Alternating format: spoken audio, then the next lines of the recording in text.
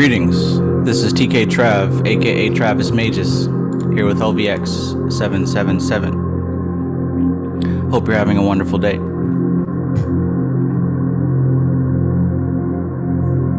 The topic for today's discussion, we're going to focus on Samkhya Darshan. Earlier in the week, I read the first 2 chapters and the introduction. So that should serve to add a little bit of light as far as understanding the foundations of what Samkhya is all about. And not to mention the live stream that we did last week really tapped into some of the basic and advanced concepts of Samkhya. In definition, Samkhya represents, or at least it translates to the word enumeration, which is the numbering.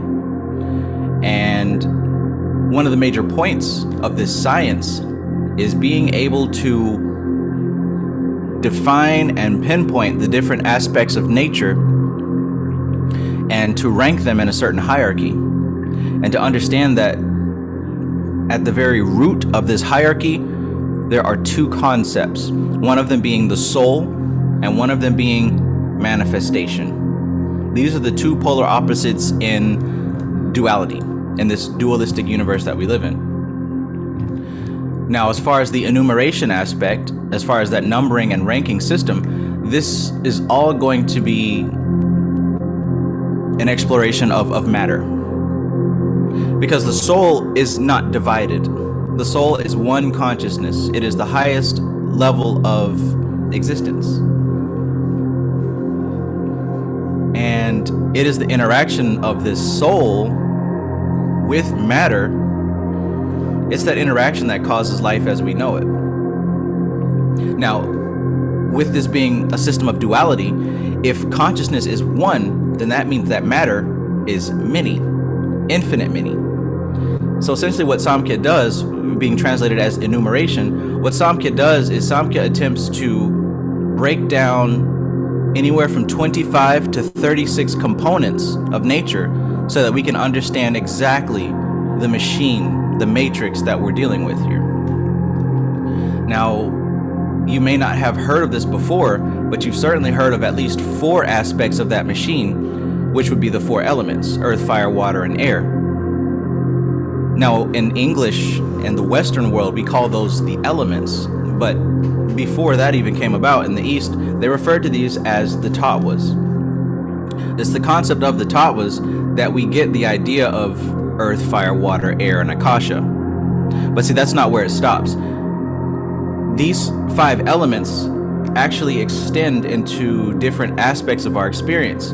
For example, the 5 senses connect with these 5 elements.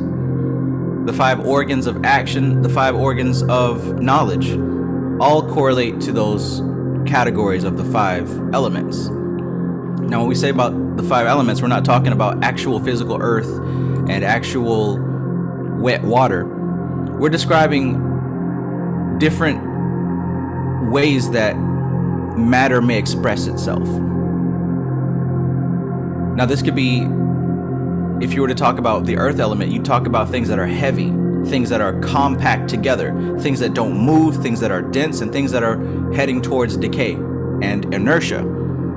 Anything that displays those type of qualities is functioning as the earth element, right? So not only does that include the physical body and the bones, but that also includes maybe being very confident and focused in how you think, right? Say you've got a business plan, and no matter what happens, you're going to stick with it, right? That's you displaying the qualities of the earth element. This is why we have these different astrological signs like the Taurus or the Capricorn or the Virgo, because their pattern of thinking is going to be displayed in the same way that an earth element would be displaying itself. Now, they could be more fixed, they could be more fluctuating, but the point is, primarily they're going to display themselves as earth-like quality. And this goes across the board for the other elements as well. So when we talk about the elements, we're talking about different ways that energy can manifest itself. But in any case, The system of Samkhya breaks down the world, the material plane, the world of matter, into 25, sometimes 36 different categories. And what's happening is that soul is actually behind all those things. It's because soul is interacting with matter that those different enumerations exist. The moment that soul turns away from the material plane and focuses inward on itself, those 25 tattvas cease to exist. They go back into their primordial state. It's not that they no longer exist, it's that they become inactive. It's soul that makes matter active. So what happens is that this higher self, this supreme most high, when it comes into contact with nature and matter in the prototype dimension, when this happens, it begins to set off a chain of events. And this is where we get what's happening on the cover of this book. Purusha being the soul, Prakriti being nature herself. When they meet, they begin to unfold, we could even say children. But the very first thing that unfolds would technically be what we've been calling the higher self, which is called Mahat or Buddhi. And this is the highest aspect of the individual that recognizes existence. But see, the problem is the process doesn't stop there. Once Mahat comes into existence, then Ahamkara comes into existence. And Ahamkara is what we know of as ego. And what the function of ego actually is to label and define and categorize things, right? Tiana says Mahat sounds like Ma'at. Yeah. There's a reason for that. I mean, isn't in the mythology Ma'at one of the final judges that you have to reach? And if your heart is not lighter than a feather, you don't pass. And we talk about heart lighter than a feather. What we're actually talking about is, are you identifying as matter still? Because you're still heavy, which means you're going to go right back to matter. Or have you understood that you're actually not matter, that you are soul? And if you've understood that, then you can return to being soul. So it isn't even about a judgment of have you been a good or bad person. It's a judgment on, did you understand how reality actually works? And if you didn't, then you're going to have to continue until you do. And it's not so much a judgment like a punishment or a reward. It's simply a realization. It's a level of realization. When you come to a level of realization, you can't go back to ignorance, at least not easily. So that's what this Samkhya is all about. It's a system of understanding the truth. It's a system of understanding the nature of reality. It's a system of understanding, okay, even though I have these five senses and I've got these memories and I got this personality and I have all these different things happening to me in life, that is just a limited expression of what I actually am. What I actually am is the observer of those things. I'm the witness of those things. None of this is actually happening to me. It's happening, sure, but it's not happening to me. It's just happening. It's just nature. And with that being said, that means I don't have to put any value judgment. I don't have to label it as a good thing or a bad thing or evil or any of that. It just is. And the more that we live in that understanding, even life begins to shift how it behaves, right? Because think about it. I mentioned before about the 5 elements, and the most dense element being earth, very stagnant, very dense, even ignorant. If that's all that you have an awareness of, then of course you're going to get more of it. Of course reality is going to manifest itself to you in that cycle, in that loop of ignorance. But once you begin to understand from a higher perspective, right, that yeah, things are happening, but none of this defines what you actually are, the more that you truly come into an awareness of that, it doesn't matter what happens.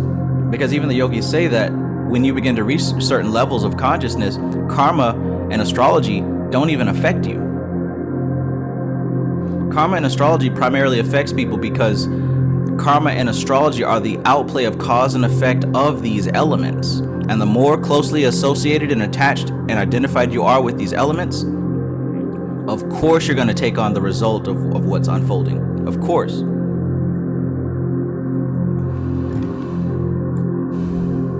But it's good to learn about these different levels of manifestation because then you can start to pinpoint where you are and where you're headed in terms of realization.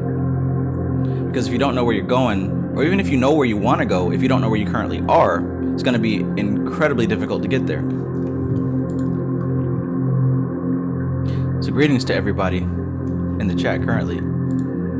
I am Duncan, peace, peace. Mo B, always good to see you. Framestar Films, peace, my brother, peace. Smooth Shaddai, peace. Dreamwise, peace and greetings. K Rec, peace, peace. Matthew Watson, good to see you. Panther God, peace, peace. Nuru, peace and love, brother. Lahiri, greetings, greetings. First one to drop the unicorns. Al Dickey, what's up, what's up? So yeah, I hope that you guys really did have a moment to get into the first couple of chapters of this book. Because in this book, the first introduction documents how most everything that we know of as far as these different Eastern spiritual systems originated right here with Samkhya. Even, what's his name?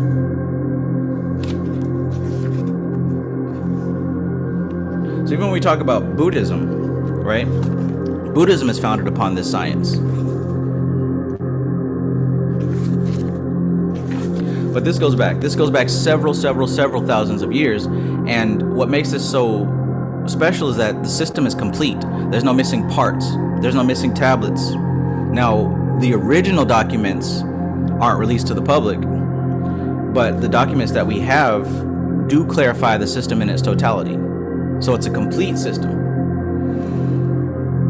And it is a system that is set up and designed to allow you to come into an experience of what the soul actually is. So there's no reason to guess, there's no reason to make anything up. The particular spiritual scientists who studied this information were able to bring back different ways and different methods that one can test for themselves to see all this works. And you'll find that your experiences do begin to line up with the system. And I, for one, understand how important it is to have a criteria to know if you're going in the right direction or if you're going in the wrong direction. Because if you don't have that criteria to know whether what you're doing is profitable, if it's useful, if it's appropriate, if you don't know, then what are we doing other than just making stuff up because it sounds good and feels good? I think I've had enough of that.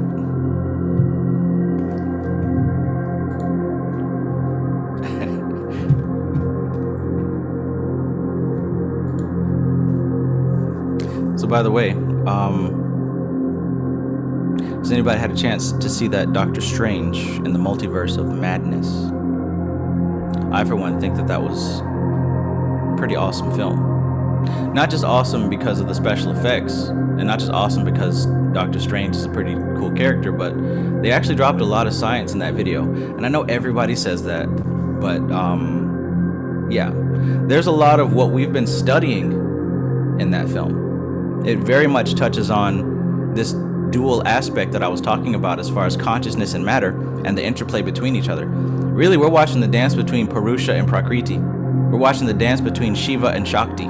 It's all up and down, in and out throughout that film. So if you haven't had a chance to see it, I would highly recommend watching it and trying to just peep the different occult concepts.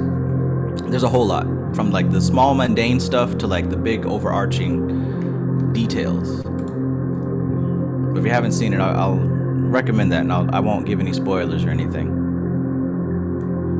But I'll say a lot of stuff that I've been talking about the past couple of months have been in that movie.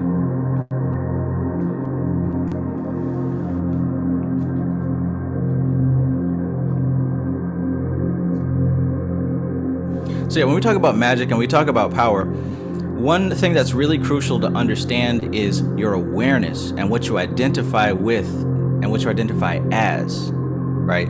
That's going to have everything to do with your capability, because what you identify as can limit you, but it can also allow you to expand, right? So if you only see yourself as some helpless victim, you can't do this, oh, this is my only options, I can only do that, then of course you're going to behave in such a manner, right? We have what we have based on what we do. And what we do is based on who we believe that we are. If you don't know that you're special, if you don't know that you have the power to change reality, if you don't know that, then you're not going to behave like that. It's really simple. This is an occult concept that's actually really simple. You are what you believe you are. You become what you believe. That's what Swami Niranjananda said in the book Gyan Yoga. You become what you believe. You have no choice but to become what you believe. So it's really helpful to start to study this ancient science because it gives you a wider perspective of who and what you are and how you fit into this big scheme of things.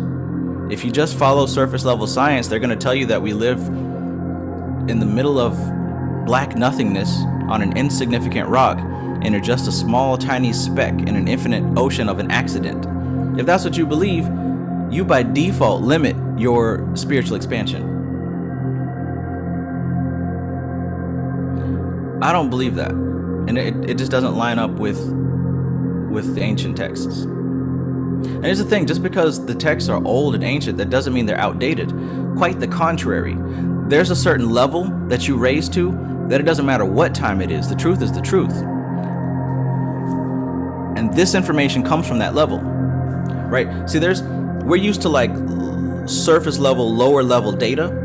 And that data changes every day, every week, every month, right? There's always a new meme. You got to keep up with the new celebrity scandal. You got to keep up with the new outbreak or the new mass shooting or whatever. You always got to keep up with it because it's constantly changing. That's at the lowest level. That's at the level of manifest prakriti, manifest nature. That's at the low level. Now, if you know how to look, you can see that there's certain patterns behind all that you can start to keep track of and understand that nothing new is actually happening. You're just seeing these patterns play out through time. Everything that has happened in the past week has happened before many, many times. But see, noticing and acknowledging those patterns, you have to raise your awareness to a certain level. You have to be able to see that even though this outward surface level of reality is temporary, there's actually something behind that surface level. The surface level is mimicking something that is deeper, that is subtle. This is where consciousness comes into play. See, consciousness as one thing, as the witness, is the potential of all things. It's this seed state. Within it resides all knowledge, all data, all everything, but it's not expressed. It's just in its potential state. But what happens is that when you go deep into that potential information, at some point, right, we can think of it as a library, right? Imagine you go into this library that contains the records of everything that has ever happened, will ever happen, can ever happen, and maybe even happen in a different dimension or some kind of multiverse, right? Imagine that you've got this massive library of all potential. Now, you can just walk through the halls of that library and everything stays on the shelf. It still exists, right? And some things don't exist. There's books that you won't ever get to read. But say, imagine if you were to focus and grab one book off the shelf and open up that book, lay your eyes on it, begin reading it, absorbing it into your awareness. At that point, that potential information now becomes activated. Now you're in the story, right? When we sit down and we read these books, we're tuned into it, we're tapped into it, we're reading the story. So while it's closed and it's sitting on my desk, it's in its potential state. The information, the realizations, everything that I can possibly say about it, it's in a potential dormant state. It isn't until I put my awareness on it, open it up, and activate it that it becomes a reality in my experience. So if you continue down that train of thought, going from an abstract potential and taking it, zooming in, focusing, honing it, crafting it, singling it out, becoming aware of a specific aspect of the thing, this is where we get into the manifest dimension. Because that whole process of me being in the library, grabbing a book, opening up the page, laying my eyes on the paragraph, on the sentence, that's like taking a magnifying glass and getting closer and closer and closer. So as we zoom into the potentiality, it becomes a reality. This is where the manifest dimension exists. This is what nature is. The zooming in and the reading of the pages of these books in the Akashic records, right? This represents the patterns that are at play behind the manifest dimension. There's only a certain number of patterns that can play out. There's not this infinite number of things that can happen in the universe. There's certain categories that all things can fit into. Again, this is why Samkhya is translated as enumeration, the numbering of potentialities. Just like in the Marvel universe, the different multiverses and dimensions that they travel to, they've numbered them. The Marvel universe that we read about is universe 616. I think in the movie they went to 618 or something like that. But there's labels and designations for everything. But notice the important aspect here. The important aspect is your awareness and what you focus on. Literally, what you focus on expands. So I think that's a good analogy to think of how consciousness and matter are interconnected. Matter is contained as a potential within consciousness. When consciousness becomes focused and aware of a specific aspect of itself, we start getting closer and closer to manifestation. Let me know in the chat if that makes sense.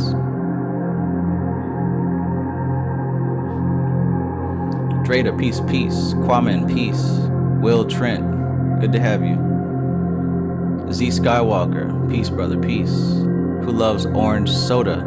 We now have the cow emojis, peace. Data the Dinosaur, welcome again. I saw you earlier in the Masterly Foolish live stream. Thank you for coming through and showing love. Framestar, peace, brother. Framestar says, from mineral to mammal, we are the metadata, and so much more. Absolutely.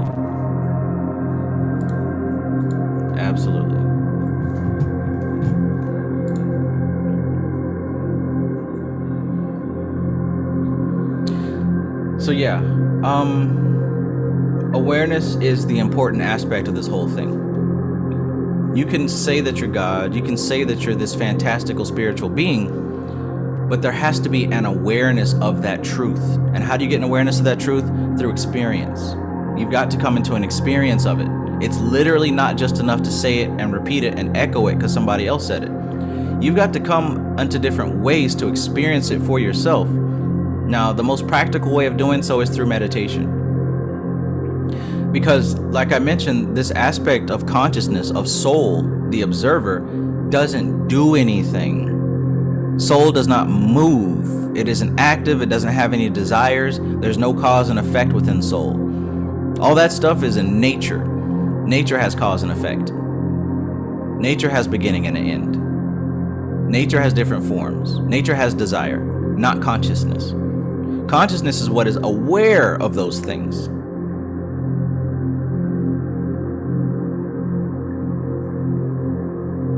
So when we say know thyself, what we're talking about is becoming aware of this dual aspect of what you are. Guess what? You're both, your consciousness and your nature.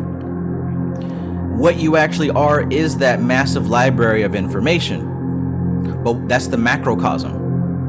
But in the microcosm, what you're actually experiencing is that massive library of information is now looking at one of its books in the library, reading it and becoming absorbed in that book. That's the microcosm. So yes, you're the book, but you're also the library. But from your current perspective, you can only experience one word on a page in a book at a time.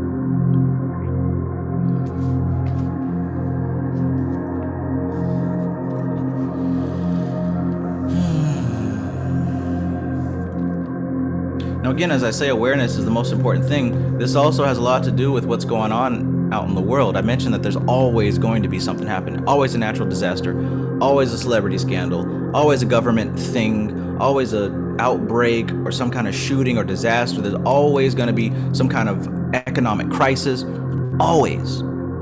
And somebody's profiting off of these things. How do they profit off of them? When you take your attention and you pay attention to those things all day, every day, talking about it, circulating it, spending your money and making movements based on these events, someone else is prospering from that, and it's not you.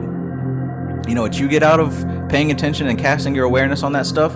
You get anxiety, you get fear, you get pain, and nobody's exempt from it unless you have totally mastered non-attachment. It's best to leave that stuff where it belongs. Just before this live stream, somebody sent me the little headcam footage of the guy who went out and murdered those people at that supermarket. I don't want to see that shit. But I saw it, and it even gave me a sick feeling in my stomach that, you know, a person could even come to a level where they could do that. You know, that I know it's possible, and it sucks, but it just, there's nothing good comes from dwelling on that. Nothing good comes from dwelling on that. I'm not saying ignore reality. Duh, I'm not saying ignore what's happening in the world. But what I'm saying is, you literally have a choice of where you cast your attention. I didn't sit there and mope about that thing. I got other stuff to worry about. I'm gonna focus my attention on growing my business. I'm gonna focus my attention on studying what I'm studying, writing my books, developing my courses, growing my channel, growing the things that I'm doing. That's what I'm focusing my awareness on. I don't have time to sit here worried about Will Smith or what this person, that person's doing. It's good to know about it, sure, to keep up conversation with the rest of humanity, but ultimately, just remember that you have the choice and the option of how much energy and awareness you put towards anything. And just make sure that it serves you, make sure that it builds you up, that it feeds you. Otherwise, you're being a battery for something else. Lord, Lord. And see, once you start to notice and recognize those patterns, it becomes a little bit more difficult to get stuck in them because you can become aware of what's actually happening. That's called being the observer. And you know, for me doing this for so long, I sometimes forget where I came from. And what I'm talking about is, it is possible to remain aware of the self at all times. Some people, they're not at that level yet. Some people have glimpses and flashes of being self-aware, but then they go right back into autopilot. For example, like when you're driving to work, most of the time you start to drift off, zone out, and go into autopilot. You don't even remember the drive. You just show up at work, clock in, and hey, how you doing? Working hard or hardly working, right? The little cliches and the autopilot buzzwords. When you allow yourself to sink to that level of just playing out autopilot, the mind is shut down. There is no awareness. You literally become a dormant piece of nature. You become one, you merge with those elements. So the soul aspect that resides within those elements becomes dormant. It falls asleep. That is not self-awareness. Now maybe you might remember something that you read, or you might remember meditation you had, and that might cause the soul awareness to rise again. But eventually when you go back to autopilot, it'll sink back down. Like say you get hungry, then you blindly go and look in the fridge, or you know, whatever. So one of the first things that you really want to start to master is remaining self-aware. Remaining self-aware at all times. Why are you doing what you're doing? What are you doing right now? Even when listening to these videos, even reading these books, you want to remain aware. You want to be present, because otherwise the soul is just asleep. It's just dormant. And that's no different from everybody else out here. Self-awareness is key, because that's what begins to allow you to recognize the patterns that are at play behind nature.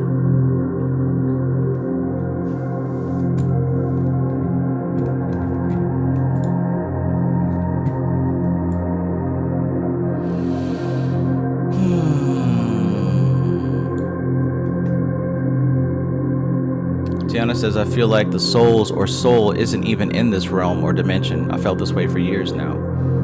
Yeah, and these texts would back that up. These texts would back that up. We have our experience and our awareness of nature, but that aspect of soul is not here. It's actually not anywhere, because where is nature? Where is Prakriti? Where is matter? So when we talk about these higher realms, it's not a where. It's not a place. It's a state. Because remember I said, like, we can conceptualize this massive library containing all data, but that's not actually a place. That's actually expanding out into one of the highest levels of awareness, right? Right now we're only aware of the physical body where you are, but there's a level of awareness that's aware of so much more. It's about capacity, right? If you've only got the capacity to be aware of you drive in your car, right? Maybe you can't have music playing, or maybe you can have music playing and have a conversation, do all kind of things with a wider capacity. So just imagine someone with the capacity to understand life through multiple perspectives at once. Now we're starting to rise up towards the God level. And what you find at that level is you're not actually contending with a bunch of different thoughts. You're seeing the human race, and you're seeing nature as a series of patterns that are flowing. So in other words, you don't have to know all the details. As long as you know the patterns of certain things, you can figure it out instinctively, intuitively.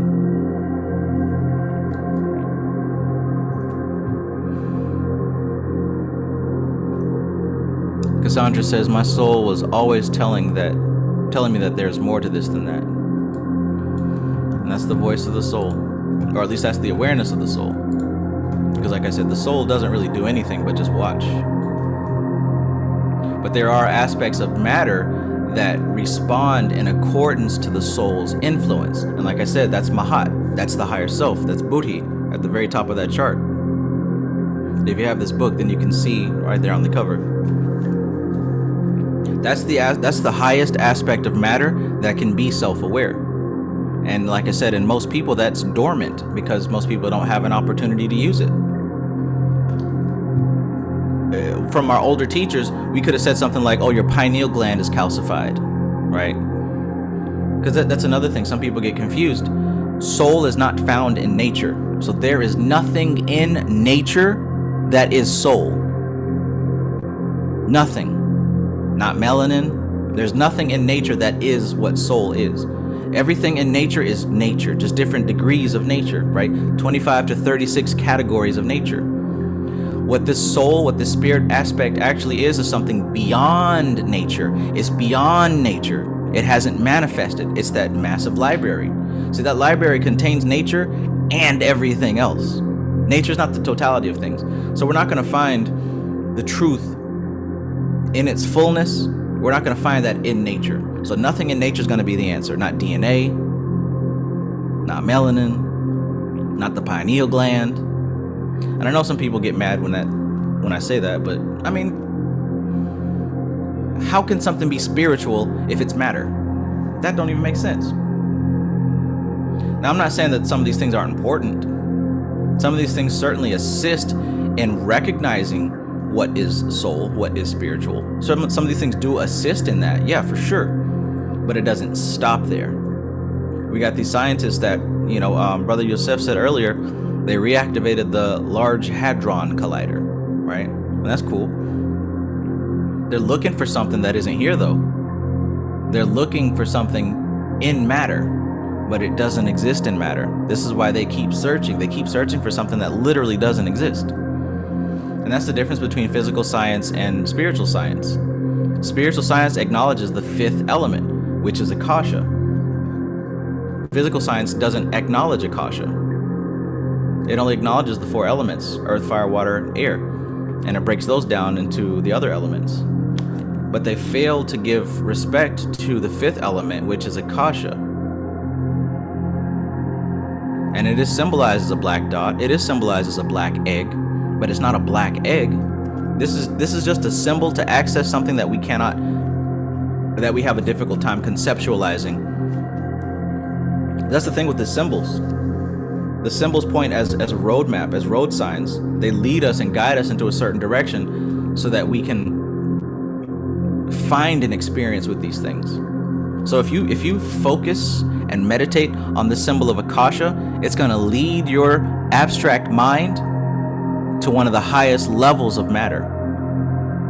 Without this, it's going to be extremely difficult to get there. Just like if you enter a new city and I asked you to go to Walmart to pick me up a Red Bull, you wouldn't know how to get there. Not without a symbolic map of how to do so. So that's what these tattvas and these five elements represent. They represent symbolic maps that help you to access specific aspects of reality, specific aspects of the astral plane, right? Specific aspects of the Akashic plane. That's why we use these different symbols. And that's also why we work with these certain deities, to give us a roadmap on how to access things that are not physical, that are not tangible.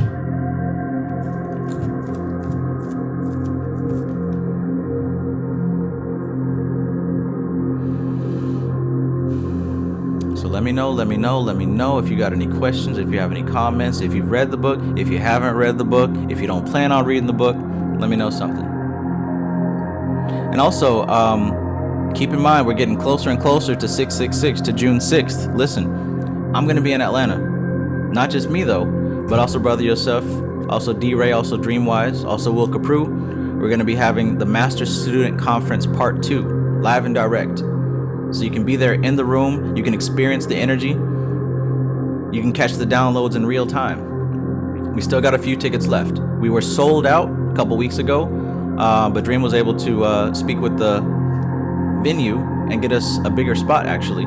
So we do have some more tickets available if you want to come out and see this live information. And I tell you, this is some powerful information. We're all bringing heat. Everybody's bringing heat. I'm bringing some stuff that I haven't talked about yet. I'm trying my best not to let it leak. But yeah, if you're able to, if you have the time and you can make that move, I highly suggest coming out to see us. It will be well worth it. Not to mention everyone else that's gonna be there. Like I said, the tickets sold out. So all the people in this community, whether it's from the YouTube community, the Instagram community, etc., there's gonna be a lot of people there. So I'd highly suggest planning on making that trip if you haven't gotten your ticket already.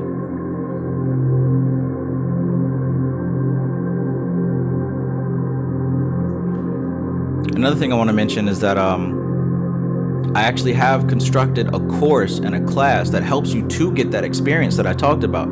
The experience of the knowledge of that higher self, of understanding what that's like, of following certain roadmaps and road signs to come into an awareness of your soul, of your higher self, and to understand how to work with that.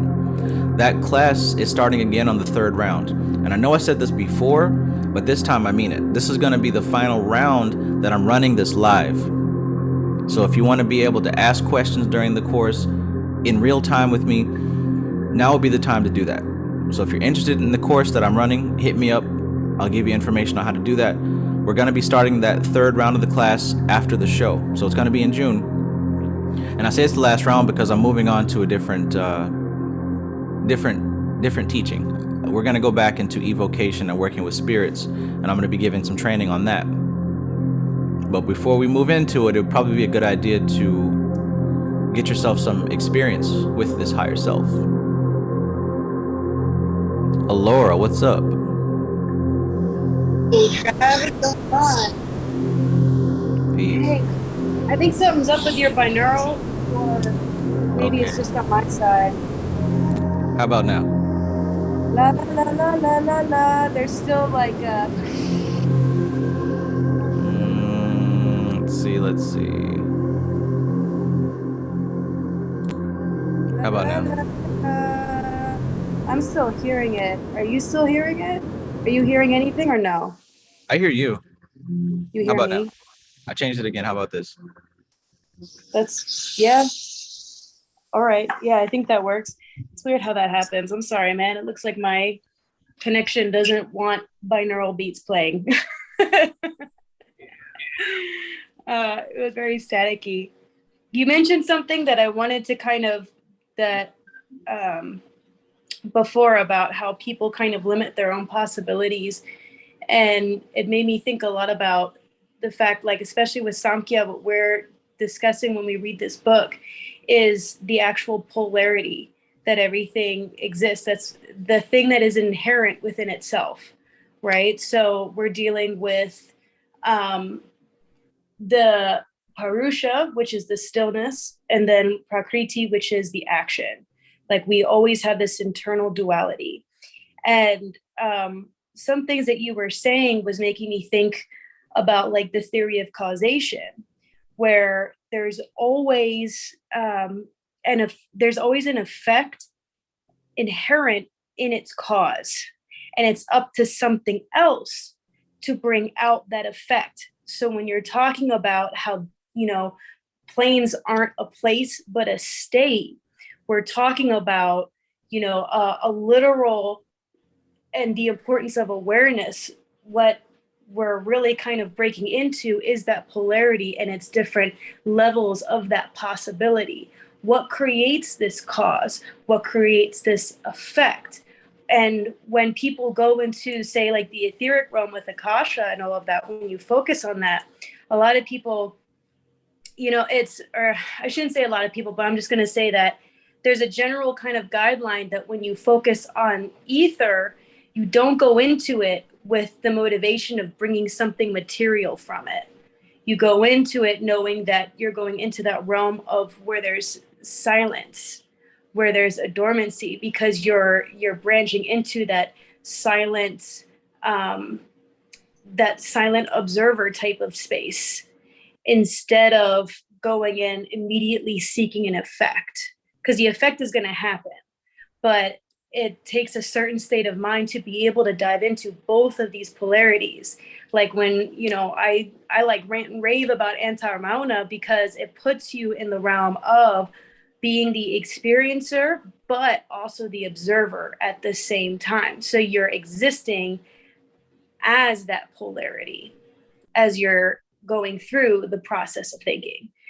So like what you were saying really kind of brought up to me, like I pulled out my book and my notes, because I was like, yeah, this is like in the first chapter that we're reading in Samkhya, right? Like, it represents because when we're discussing Samkhya, we're also talking about the 25 states of evolution for manifestation to occur. Mm-hmm. So we're diving deep into the theory of causation here. And when you limit yourself, or you, as you were mentioning, someone limits their celestial being to matter, they're focusing on the impression of something or an expression, but it's not actually the cause. Like it's only one part of this polarity that's constantly taking place. So like, they have on page 13, they talk about a clay, right? Like there are many possibilities inherent in clay, and each possibility represents a possible effect or manifestation. The earthen pot is an effect, a possibility that already existed in the cause before manifestation. So this is where we're working towards gaining our awareness, because we're starting to see the possibilities before manifestation even occurs. Whereas if you're focusing on what's been manifested, you're kind of just focusing on an after effect. Right. And working from that level, yeah, that's really good. Working from that level of the after effect, it's already a done deal. Like you're dealing with scraps, basically. There's working from the essential state, which is the potential state. That's where you can start to change things. But if you don't understand that, right? If you're just relegated to the 4 elements and not that 5th element of spirit of Akasha, you can only deal with what Akasha gives. The 4 elements are directed by spirit. So if you're not dealing with spirit, you're being directed by, you see what I'm saying? Like, yeah, you're going to be. Right. And so now as practitioners, we just have to, in order for us to catch that ebb and flow, we have to understand what is acting out, what is happening. Like we have to catch our center there. There's, part of Niyama practice is to experience your spirit. And that means going beyond what you see before you, going beyond all of that, because this right here is just one aspect, but there are many other states of being. There's many other states that being doesn't even have. It's a machine with many cogs and wheels and screws and all that kind of stuff. So to think that everything just comes down to this material realm, or even your own belief system, and thinking that your thoughts are your own, that's like surface level compared to what is actually happening, what spirit actually is, which breaks it down to what you had talking about before when when you're talking about downloading things from angels, right? Or demons or anything like that, that's formula, right? Yeah. That's all a formula. That's not how it's appearing to us. But if you're not on that level of knowing what it is, you're just going to constantly be lost and at the whim of these different thoughts that are occurring. When you think of it in terms of it being formula, of it being pattern, of it being something that has a specific algorithm, a specific function. If you put in an apple, you're going to get applesauce. Like when you think of it in that way, that automatically starts to take the spooky shit out, right? Because there's either thinking of it like that from an advanced spiritual scientist level, or you're thinking of it from the level of superstition, where you think you're actually dealing with a spooky monster somewhere that you have to give it offerings and you have to burn a certain candle and you have to say these magic words. It starts getting a little strange. And you can easily see that if you follow that train of thought, you're not going to have consistent results. Because say, for example, you do your ritual, you burn your candle and you give your offering, but it doesn't happen. Then you're like, oh no, the spirit's mad at me. It's going to curse me and punish me. And if I said that what you focus on expands, if that's how you're thinking, then of course you're going to manifest that. Right. It's already was inherent. As soon as you attach to that thought, it already had that possibility and that potential, and then you just expanded that. Yes. The simple fact that you're approaching it from that level, you've already guaranteed what kind of results you're going to get. Right. And speaking on the formula level too, like even just adding to that pot thing, right? Like, so let's say we have this thing of clay and we want to turn it into a pot. So it continues on page 13 where it says that, like where we talk about samyoga, where it's a combination or a permutation. A potter cannot make a pot from only one element, but has to mix elements, water, earth, and glazes. It's where that is where samyoga, the combination and permutation of the elements, right? The stuff that already is existing as matter comes into the picture. Each combination and permutation produces a different result. And in Samkhya, the concept of samyoga is explained in detail in the theory of manifestation.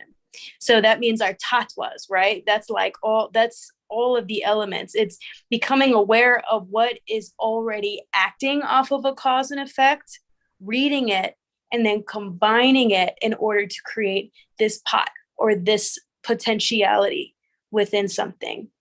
The cause of primary and the law, cause and effect that governs the whole world. Yeah. So if, for example, sweet taste exists in sugar. Sugar is the cause and the sweet taste is the effect. They are linked. It's just like fire is hot, snow is cold.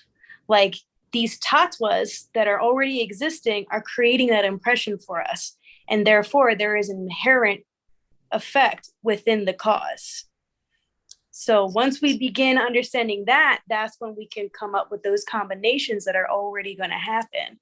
So there is something to like having a ritual, there is something to that. But a lot of people are just like, oh, let me just get this wine and not know why the fuck they're getting the wine, or whatever. And that's where becoming really specific on like what's already an inherent effect that's going to happen with this cause and how can I use that in order to create this reaction. This is where alchemy comes into play. Yeah, now we're cooking, right? Yeah. That's important. See, that's important because that shows once again the importance of understanding the role of the fifth element. It isn't just something cool to talk about. That fifth element holds the potential for the other four. So just like what you were saying, you now become the chef in the kitchen. You become the one that can kind of see what ingredients are necessary to create the effect, right? You can now single out a cause to get an intended effect instead of just dealing with what life throws at you. I'm just going with the flow, although that's cool. But if you want to create consistent change, it's going to be helpful to start to come into an awareness of what ingredients are required to make the change you want. Mm-hmm. Yep. And that's where knowing the specifics and experiencing each cause and effect is so important.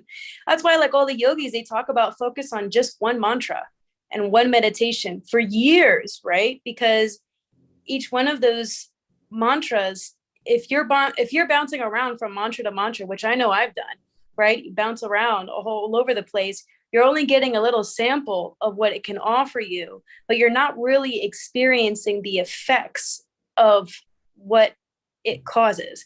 And so you end up becoming just a mercy to your own mind. You're not actually doing anything. Whereas if you were to focus on just one mantra, one meditation, you all of a sudden unlock all of the potentiality within that. And then no longer are you looking at the clay thinking that it'll only create a pot. You know, you're seeing all this other shit that starts to come about. And then you can start adding things to your practice. Yes. Just like clay, you can make so many countless things with clay. But if all you have in your awareness is pots and vases, that's all you're going to make. That doesn't mean that's all that can be made with it. Nuru has a good comment in the chat. Nuru says, everything contains everything. There is no separation or difference between spirit and matter any more than water, ice, and steam are different. They're not, just different vibrational expressions of the same one. That's a beautiful example, because that's also permutation. That's also the combination of elements, right?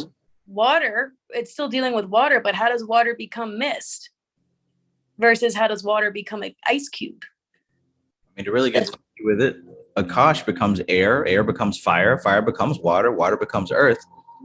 So yeah, it is all the same. And to continue down that train of thought, consciousness is matter. The very same way that the library is also the book in the library, right?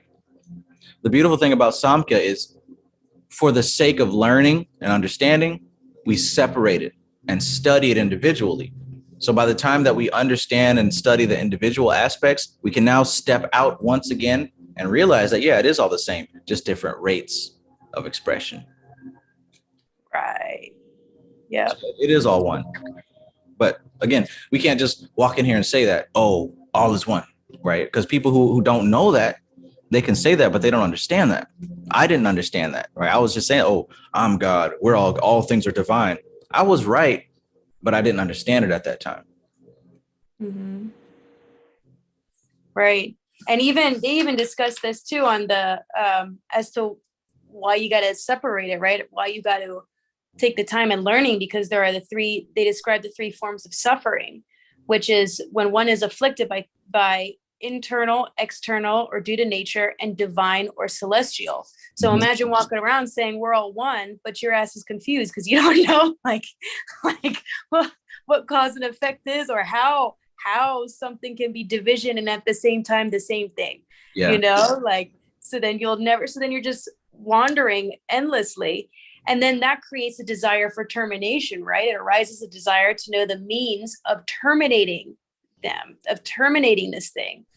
And what ends up happening is that desire is never permanent. It's not something that can hold up beyond time and space, or even your own mind. So you're already being guided by an illusion. That's really good. Extremely important to remember. So one of the things that you said there is listed in this book. Most people are just going about their merry way, doing whatever the hell they want to do, until we reach that level of suffering where I've had enough, right? And like you said, there's an internal suffering, there's the external suffering, which is caused by the environment, and then there's that cosmic level of suffering. At any given point, one of those or all of those will become unbearable. And it's at that point that you're like, look, I need a solution. I don't care how much it costs, what I got to do to get it. I need to get this thing fixed. It isn't until a person is pushed to that point that we really are prepared to step into the knowledge of this science. Why? Yeah. Because like you said, the desire won't be permanent otherwise. Plenty of people are here for entertainment right now. I know that, and that's okay. But most people are here for entertainment. But that's good, because eventually when you do get to that point where you reach your limit, at least you will have the books and you will have heard the discussion, and you'll be better off now than if you were completely blind. Yep. At least you got some form of direction. And really in the end, like, it doesn't matter if people are here for entertainment or not. Like, they're all part of that puzzle. Right. It's meant to be. Honestly, whether you're here for entertainment or not, you're still getting your Akasha stimulated. Mm-hmm. Akasha speaks to Akasha. I learned that from the Goetia. Hey.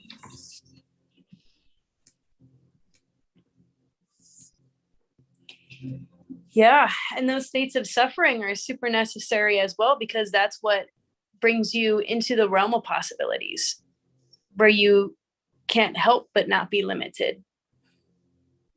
Or you can go into the opposite direction and just further cage yourself. But you know it at that point. Your awareness has to expand. Right.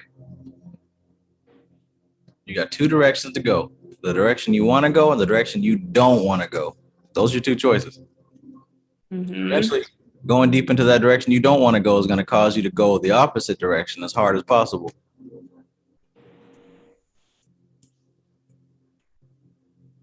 Right.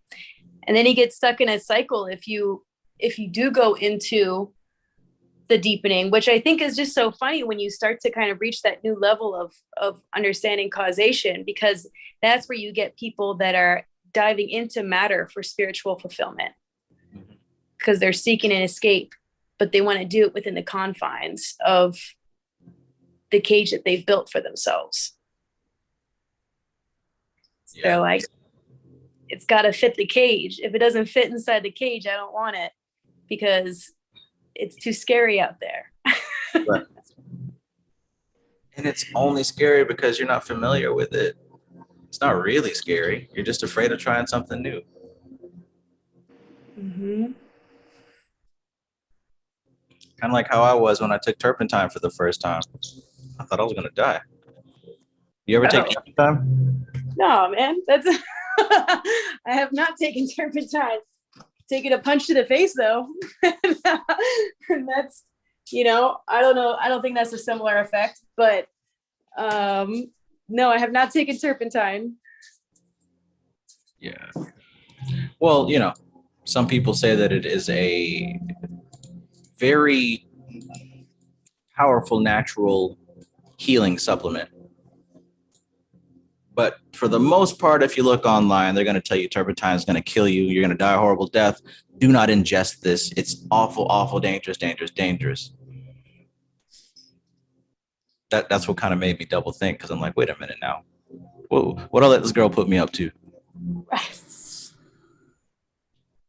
But doing some further research, I did see that there are health benefits to it. Not only that, but it was used as a natural tonic for hundreds of years. When it started being labeled as dangerous, when Rockefeller began to invest in all these hospitals in the medical system in America, that's when it started to become labeled as poison. Before that, it was used safely for hundreds of years. I'm not telling anybody do not take it because I said that. Do your own research, do what you want. So I poured myself a spoonful, and I'm like, well, if I die, I die. Yeah. And I didn't die. I'm also not sick. Very nice. Yeah.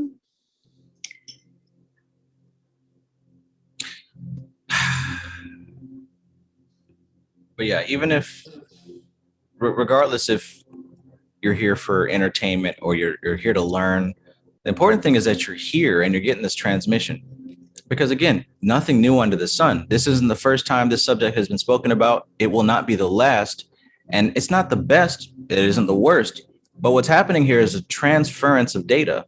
There's something even behind me, something behind you, something behind you, the observer, and people in the chat. There's something that brings us here together at the same time. Now, that thing that brings us all here together, there's something that is represented in the Akashic. There's something spiritual that is experiencing itself through this conversation. Now it's being played out, Shiva Shakti, Travis and Alora, or however you want to put it. But it's bigger than just me, bigger than you. It's bigger than what we're even talking about. There's something deep going on here. And if you're able to understand that, now you can start pulling the benefit out of it. It's not about celebrating me or celebrating the Lord, none of that. You're celebrating the spiritual aspect of yourself by engaging in this type of study and this type of conversation.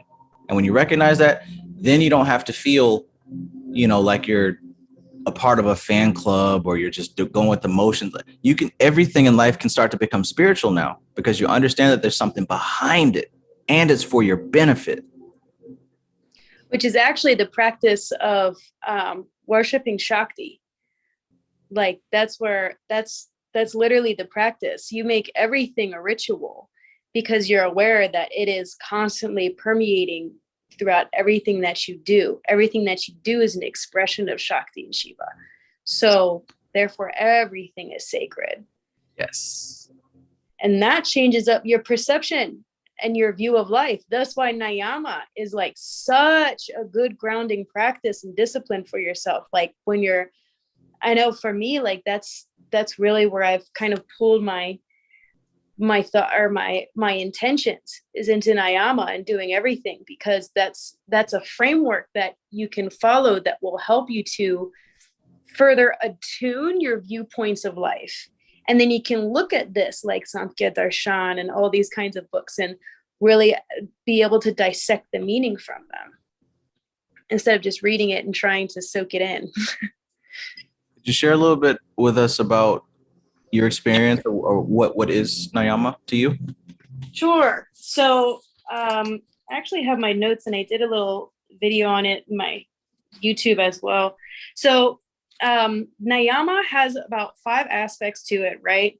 So that you live by. And when it's a personal discipline to basically change your perspective and your attitude towards life. And it really improves your own spiritual evolution, especially when divulging into this stuff. So like the first principle is of cleanliness, not of the body, but also of the mind too. So you as you were talking about before, you really try to clear the space in your mind and the clutter in order to be able to gain one pointed focus. And when that happens, you'll know, because the mind, you experience a rush of energy and a blossoming of talents. Like all of a sudden you get a lot of this wisdom there. The second is to create contentment. So not crazy enthusiasm and joy, but contentment. Third is to sustain a discipline and follow it through. So that doesn't mean doing a practice once every other day, but actually doing it every day. And along with that, accepting that difficulty is a part of it. So lethargy is a part of it. Wanting to do something else is a part of it, but you accept that as part of your practice and discipline. And then the fourth is self-awareness. So always analyzing yourself, always breaking down every single little bit of your behaviors. Is it appropriate? Right? Yeah. All that kind of stuff. Yeah. And then the last is experience your own spirit. Be aware that you're not just this body and that you're not the mind and that you're not even just a factor of this environment. And so that's it. And that's Niyama. That's what you practice every single day. And that grows your awareness on all different levels, right? You're covering them from all different levels. And when you do that, your perception changes and then life changes. So you could even say that Niyama is something like creating a fortress of the mind, right? Really solidifying your mind, your emotions, and your framework, really. Yeah. Yep. And it's crucial too when developing your own practice of mind management, because you also find out how many minds you have been living with in your head.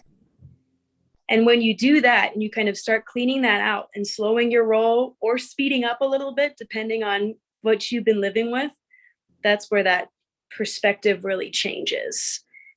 And you're able to take the time to be aware of everything that's happening and all of the potentiality within all of nature, all of self.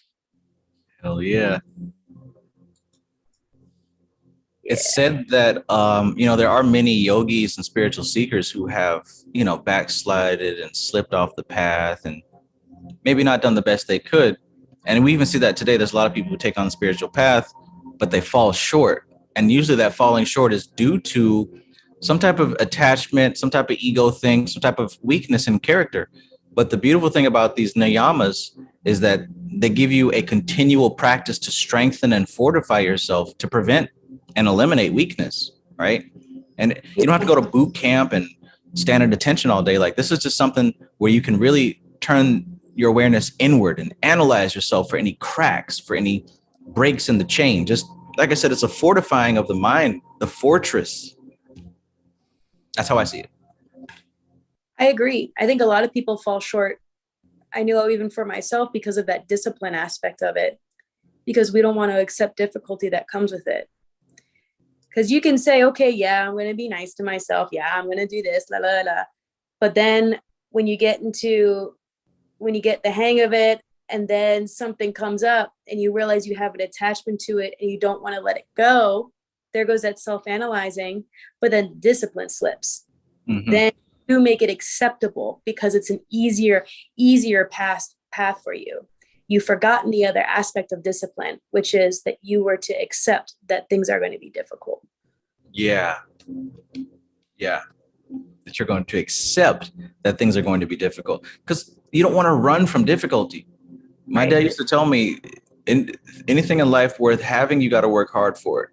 Anything worth having, you're going to have to work for it to some degree. So to run away from, you see work coming in the distance, to run away from that, you're robbing yourself. You're robbing yourself of an opportunity to build character. So accept it up front. Mm-hmm. I knew my fast was going to be difficult, but that's all right. I've done it before. This ain't nothing new. I know what time it is. Yeah. I'm not doing this because it's easy. I'm doing this because of what I'm going to get out of it, you know? Yep. And that's too where you can understand your own karmas, what patterns you've been repeating. Mm-hmm. Like when I started being aware of the karmas that I've taken from past lives that I've had, this is of course going into my own belief system, right? But, you know, and I definitely see the karmas that I've been living, because a lot of the shit that's difficult, the only thing that's been blocking me has been my perception of it. But everything is always ever changing. And so as I live through some of these things that are considered difficult, I recognize that really it just feels out of control. And that out of control feeling then sparks an impression that my mind makes that everything else is going to be out of control. And so internally, I start to reflect what I'm seeing on the external, right? They play off of each other. But when I become aware of that, I can then silence or stop that cycle and recognize that, all right, no, this isn't difficult. This is just change. This is just something else. Let me look at it a different way.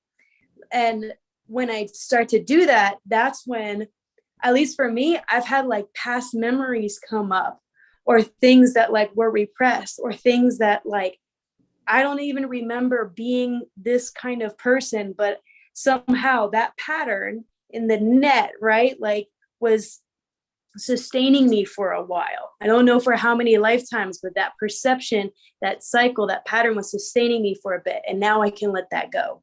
Now I'm seeing how irrelevant that is. So you can really deal with a lot of your karmas when you accept difficulty. At least in my opinion. That's very true. You can accept, when you accept that difficulty, you have a bird's eye view now at some of the automatic habit patterns that are going to kick in. Yeah. Just, a brief example. I noticed when fasting from food, what I've noticed is after that third day, them cravings don't kick in. Now, fast, I gave into it and I kicked myself. Oh, damn. But if I know that going into it, I know to fortify myself for that third day. Look, I know the hunger pangs or cravings is going to come. Don't give into it, bypass it. And I know also that after about the 5th or 6th day, the hunger pangs subside. Then it becomes too easy, and I don't want to get off the food fast. Yeah.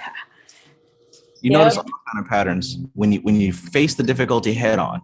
Because like what you said, a lot of times we're running from things that we feel like we don't have control over. See, a lot of our fears are our ideas. We're not actually afraid of the thing itself. We're afraid of the idea of the thing itself. Embrace it.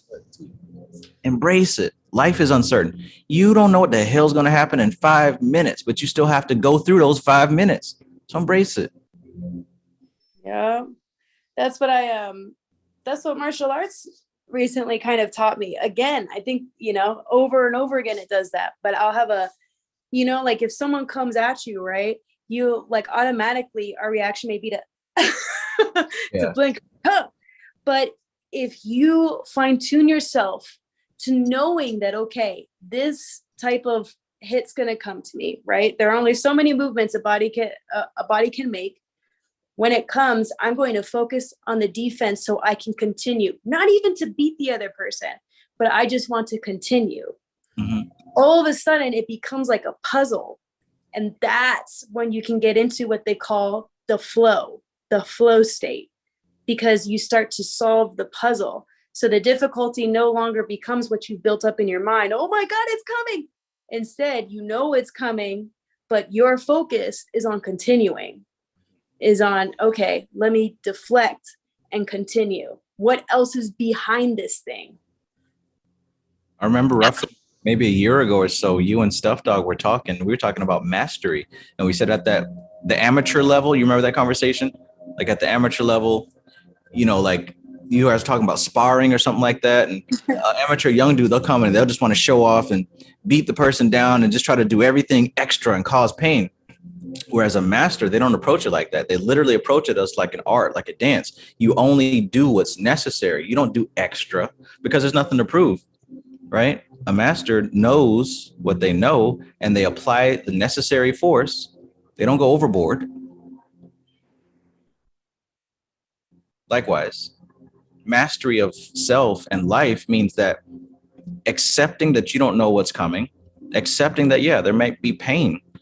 But if you know that ahead of time, you will be able to apply the necessary force required, not extra and not less, just enough. That's how you get through life, conserving energy and applying it where it needs to go. Right. Because there's always potentiality, even in pain. There's always potentiality. Mm-hmm. That's the thing. Like there's always something else. It's always more than what you are experiencing. That's what we're training ourselves to do with Samkhya. That's what we're breaking down into. Where even when things look bleak, we know that it's never bleak. It's always more, always potentiality there. Mm-hmm. Right. And see, again, this is why you can't just base reality off of surface level stuff. You can't just base reality off of what you see, smell, taste, hear, feel. There's something behind it. Recognize that there's patterns, that those five senses are only expressing fruit of a seed that was planted. That's not the end. That's not the end all be all. There's more behind it. But if you just base your reality off of what's right in front of you and reacting to that, that's what's called living in an illusion.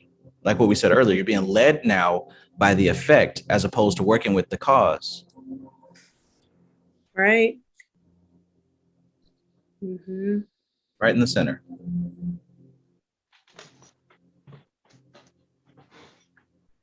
And what makes this a practice too, right, is that most of us are living from our past. And if we're always bringing up, if we're constantly living from the emotions of our past, then we're never going to be building towards a future. We're never going to be building. We're never going to be able to see the present because we're going to be stuck reliving our past. So this practice here brings you to the present. It actually brings you beyond time and space, and where you can't kind of recollect things anymore from your past. You have no references. This is just you creating new long-term memory from these experiences that you can't do nothing about except experience. You know, that actually doesn't sound like a punishment. That sounds like divinity, just being in a 0 point state and creating from the spot.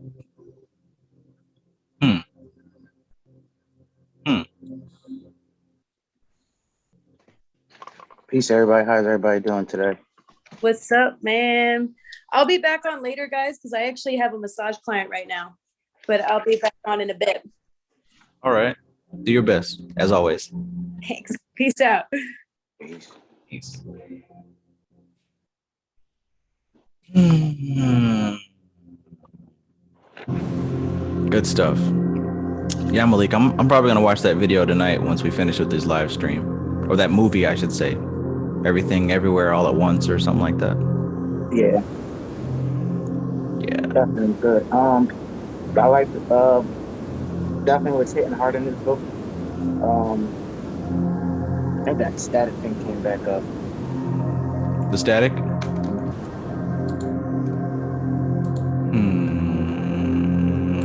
How about now? Sounds good. I think it's still there. How about now? It sounds good actually. Wow, cool. I was about to say, but no, I definitely love when they were talking about the the Shakti Karana, the Namiti Karana. Mhm.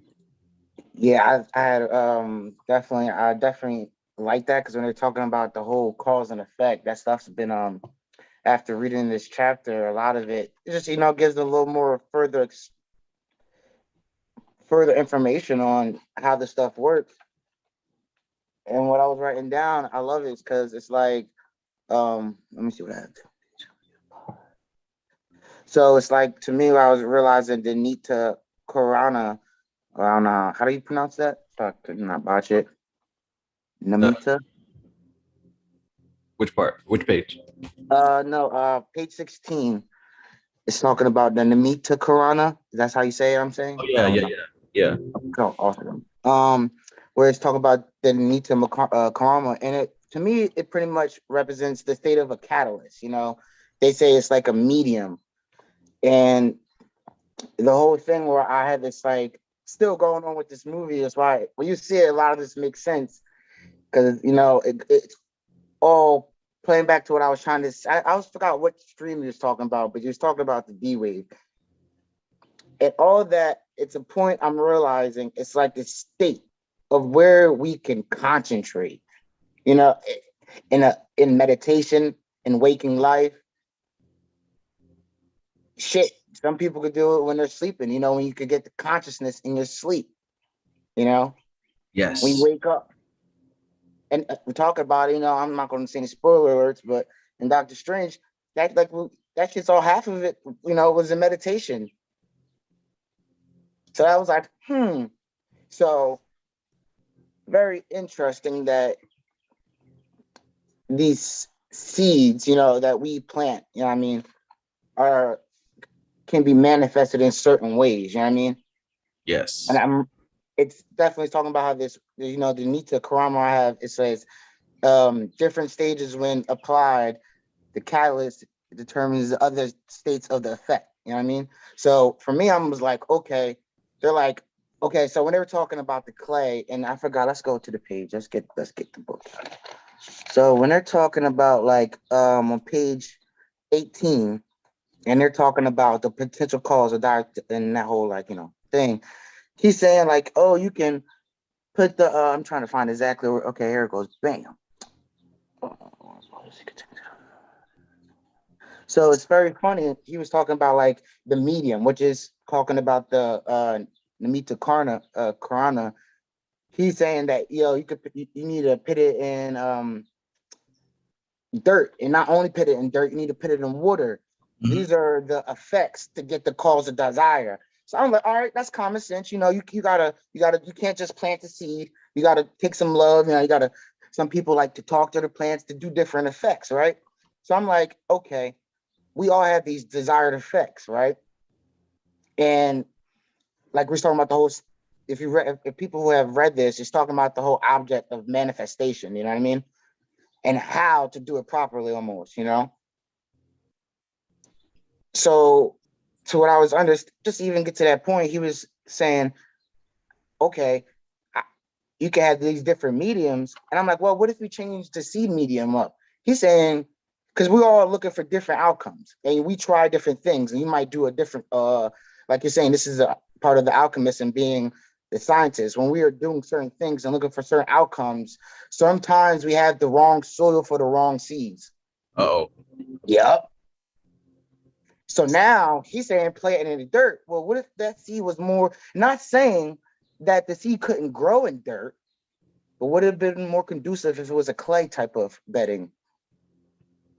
What if it needed some rocks? Mm-hmm. Maybe it didn't need as much sun. So now I think this is where we get to the Shakti Karana, where this is the different. Well, let me see. Hold on. Yeah. So this is when we had this. After at least my understanding, maybe you can fine tune this for me because I'm like, okay, I think I might be getting to something.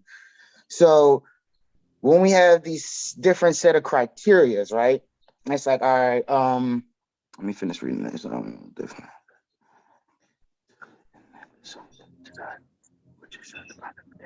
Okay, so bam, damn, that's deep. Woo. Because at the end of the day, they're saying the Shakti Karana is the potential cause for anything that we're desiring, right? It's like what I like as in Shakti is like it's that energy that's behind the thing, you know. See it, and right here it's like, you know, he said you can't go to milk, you can't get butter from wood, but you can get butter from milk. You know what I mean? You can each one of them, and I'm thinking, I'm like, wow, each one of them take a different process. Yes, you have see, this is where it gets you up. You have this base seed.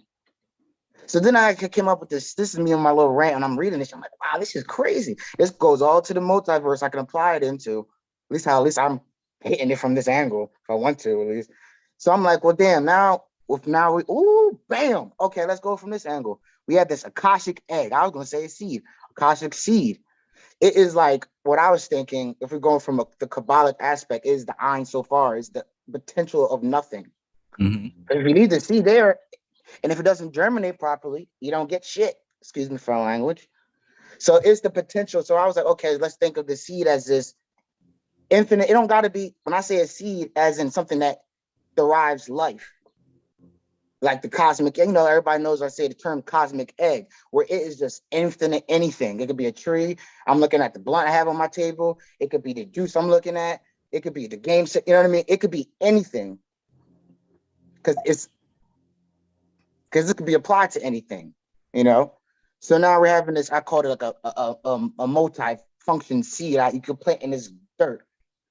With the right tools and the right set of functions, you are able to apply and manifest certain things. We are trying to manifest things and don't have the right foundation for it to even apply to, you know, if that makes any sense. It's like we're trying to plan. He says, if we can't even recognize the seed, how can, if you're trying to become a candlestick maker, a baker, you have to know the certain steps to get there. I remember I loved when you first said a long time, know your destination. And if you can't work backwards, then you see the steps to get there. Mm-hmm. But we are trying to jump manifestation.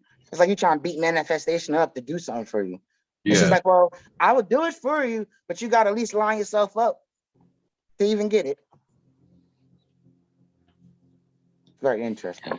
That's a good point. And again, as we talk about the cause and the inherent effect within the cause, also understanding the place of this Akashic aspect, the fifth element.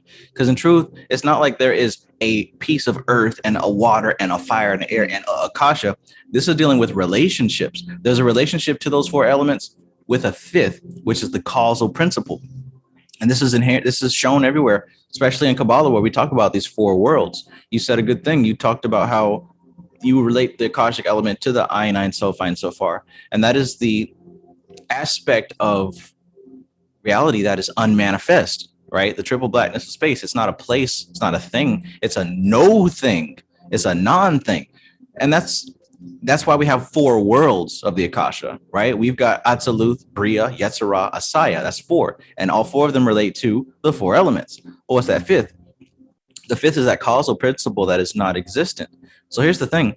If we start at any of those four levels, the job is already on its way to being complete. In other words, the seed is planted and already going through the different stages of manifestation. So in a way, you're kind of limited in your options. But if we were able to tap into this Akashic level, if we're able to tap into something or find the cause of the effect that we want, starting from the end and working backwards, just like this book says. If we're able to locate the seed, we can start to direct what fruit comes out. That's helping me gather all my thoughts from waiting this whole week to tell you some of this stuff, because I'm like, damn, all this shit I be thinking. I'm like, wow, I don't have paper to write it down when it comes in my head. But even when you're saying that, it's like each time we sit in there trying to do them things, we have to trying to get this out. How can I say this? Having a cause and effect, we have to have the certain output on it. You know what I mean?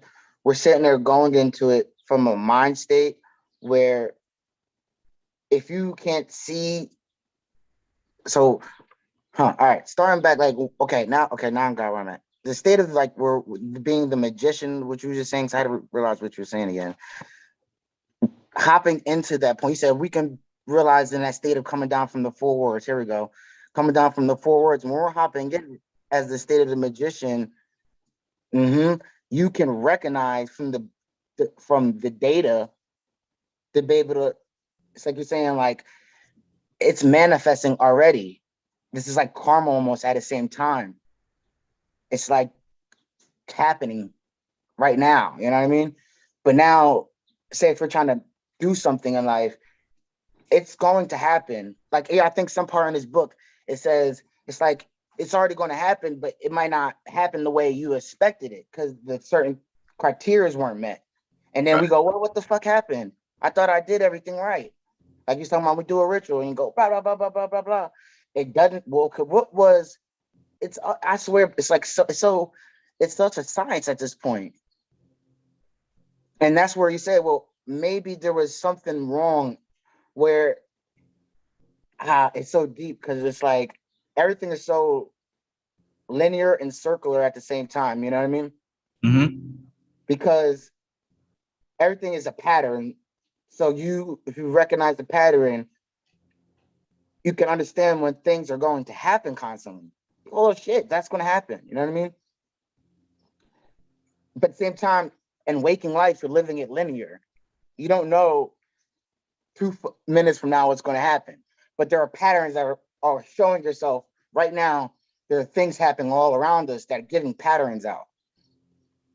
Right. You know, like I just finally got to, through the Malkuth and the other Kabbalah book you're reading. And it's very interesting because when I'm trying to, that's a whole couple hours, I'm trying to gain all this information, it's channeling in right now. And I'm trying to remember, it's like very interesting because when we get down to that spear, it's like manifestation that it's here already. You know what I mean? It's at the plane, like we talk about the 4 levels, and you even said it's the whole Earth plane and its solar systems, right? It's so fucking hot, dude. It's lovely. So this is why I think that even the object of manifestation could even happen here.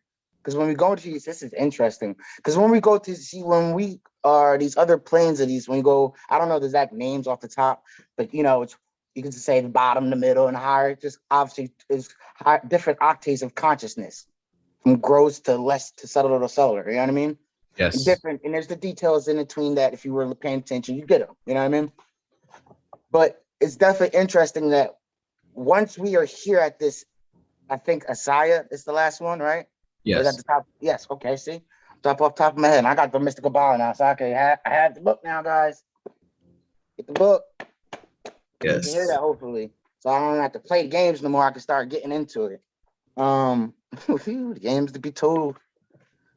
But yeah, man, it's very interesting because at the end of the day, a lot of the stuff that we have around us is here, and it sort of goes to the simple other books is meditation, being aware of like just the simple things and how we want to. The blueprint is there, you know. If you want to do something great, imitate greatness. Right. It's very easy. Model excellence. You know, that everything is applied. You know what I mean? If you want to be a great tarot person, read the books. You don't have to read the books. You can read a book and have basic understanding. But if you constantly read, the level of understanding is broadened. Detail, information is like, just even studying this book, I'm sitting there watching the movie. I'm like, oh, look, I can't even watch the movie because I'm seeing this cause and effect. Yeah. Because like, what the fuck? I'm trying to watch the movie. I'm like, well, that happened because he did that in 3 other movies ago. Life is a pattern, and our bodies are patterns. They all mimic each other, and that's the whole thing of where manifestation, I think, almost it comes out of. Because when we line ourselves up with life and understand the patterns how we are in a body, and then like the whole aspect of the mental plane, you know what I mean? And the etheric plane and all these other planes that we have. This is why studying is important, because when you read it and learn the different nuances about them, you can learn how to say, okay, and to channel them down to a frequency, to you, to yourself at this present moment. You know what I mean? How can I get that etheric self down to, like, okay, so you always bring up that chart.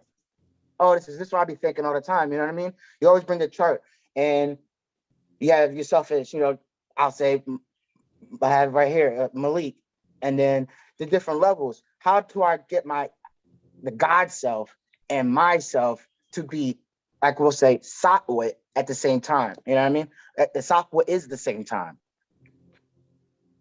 Yeah. Yeah. We are all that, aren't we? I am Brahman. Brahman is the soul. It's all the same. We are all of that. But see, I find I hate saying it because it sounds cliche to the people that don't know. Right. I sound so cliche, and so I can see how this got bastardized over time. So freaking easy. But that's why he also says in Gyan Yoga, those 4 Mahavakyas are effective when you still the body, still the mind, and reach that state of the observer. It's useless in everyday thought, he said, because if you start thinking, I am the higher consciousness, you are that, Brahman is the higher consciousness, Brahman is knowledge and realization. If you're just thinking about that while you're out and about getting a hot dog, you're gonna look at the food, you are that, well, then God is mustard and beef hot dog. Like, you have to really still down and slow down those thoughts to really be able to let these realizations penetrate. Otherwise, you're just applying it to the everyday mundane, which it is, but you're not seeing it for what it really can be seen as. Yeah. So many different realizations, but mainly about the trajectory and directory of manifestation. By the way, Hanifa, thank you so much for your donation. I appreciate you. But looking at the manifestation, like we talked about how if we start it from a lower level, it's manifestation is difficult to guide because it's already about finished. By the time it makes its way to the manifest dimension, it's pretty much already done. But here's the thing. It's not only about going to the Akashic level and starting causes in the higher planes. It's also about recognizing if you can kind of reroute things that are already in process, right? If you know that a certain thing is going to happen, you can kind of align yourself with it. That's what you said earlier about, the NLP quote, model excellence. There's no need to reinvent the wheel. Just find what works and align yourself up with it. See, manifestation isn't about doing the right thing and reward and punishment. Manifestation is all about alignment. You got to put yourself into a certain zone where cause and effect are happening. I forgot. I think I was watching a documentary. I think it was Nipsey talk about Kobe. And he was talking about how Kobe used to, when he got an NBA, he used to train with Michael Jordan. That he would constantly, he would train underneath him and do everything that he was doing to get to the level. He said, then once he did everything he did the practice, trained all day, did the formula to be a great basketball player, as we're talking about right now, then he took it and altered it. Yeah. You can't alter it mid. That's where people think that's where the real, you just try to get into you got to get into the flow state and see it first. Man. And that's what they're doing. That's a great example. so many people come up to me and they're like, they might have been studying it for like a little while, maybe a couple weeks, maybe a month, and they're already trying to like change stuff. Like, well, Trev, instead of doing it like this, I decided to do this, and this. I'm like, well, why did you decide to do that? Oh, well, I don't like the word Yahweh, so I'm using this word, or I don't believe it should be this way. I'm gonna do it this way. And while it is true, you want to make things very unique to yourself, but you have to understand Michael Jordan did things the way that he did them because he's perfected his art. You see what I'm saying? Like, he did it in a certain way to get a certain result. He created a formula. That's why Kobe was able to go follow that formula and get them same results. Then he tweaked it. But see, people try to come in here and tweak stuff before they even figure out the damn formula. So it's like, are you here to learn, or are you here to just try to glorify your ego, basically? Because that's what that is. It's glorification of the false ego. That's why they say you got to approach the stuff with an empty cup. Because if you come with your cup filled already, you're not learning anything. You're just getting better words to talk about what you're already talking about. And that was humbling to me because, look, I'm a creative person as well. When I first stepped into the whole spiritual thing, I was trying to change stuff instantly as well, right? I'm trying to do this and create da, da, da, da. But what I learned was that, it's already been done. I don't need to create nothing new. Why am I trying to create something new? Because I want to feel special. That's it. Because I want to feel like I'm smart and intelligent. Da, da, da, da. Once I accepted that I am already smart and intelligent, I don't need to prove it.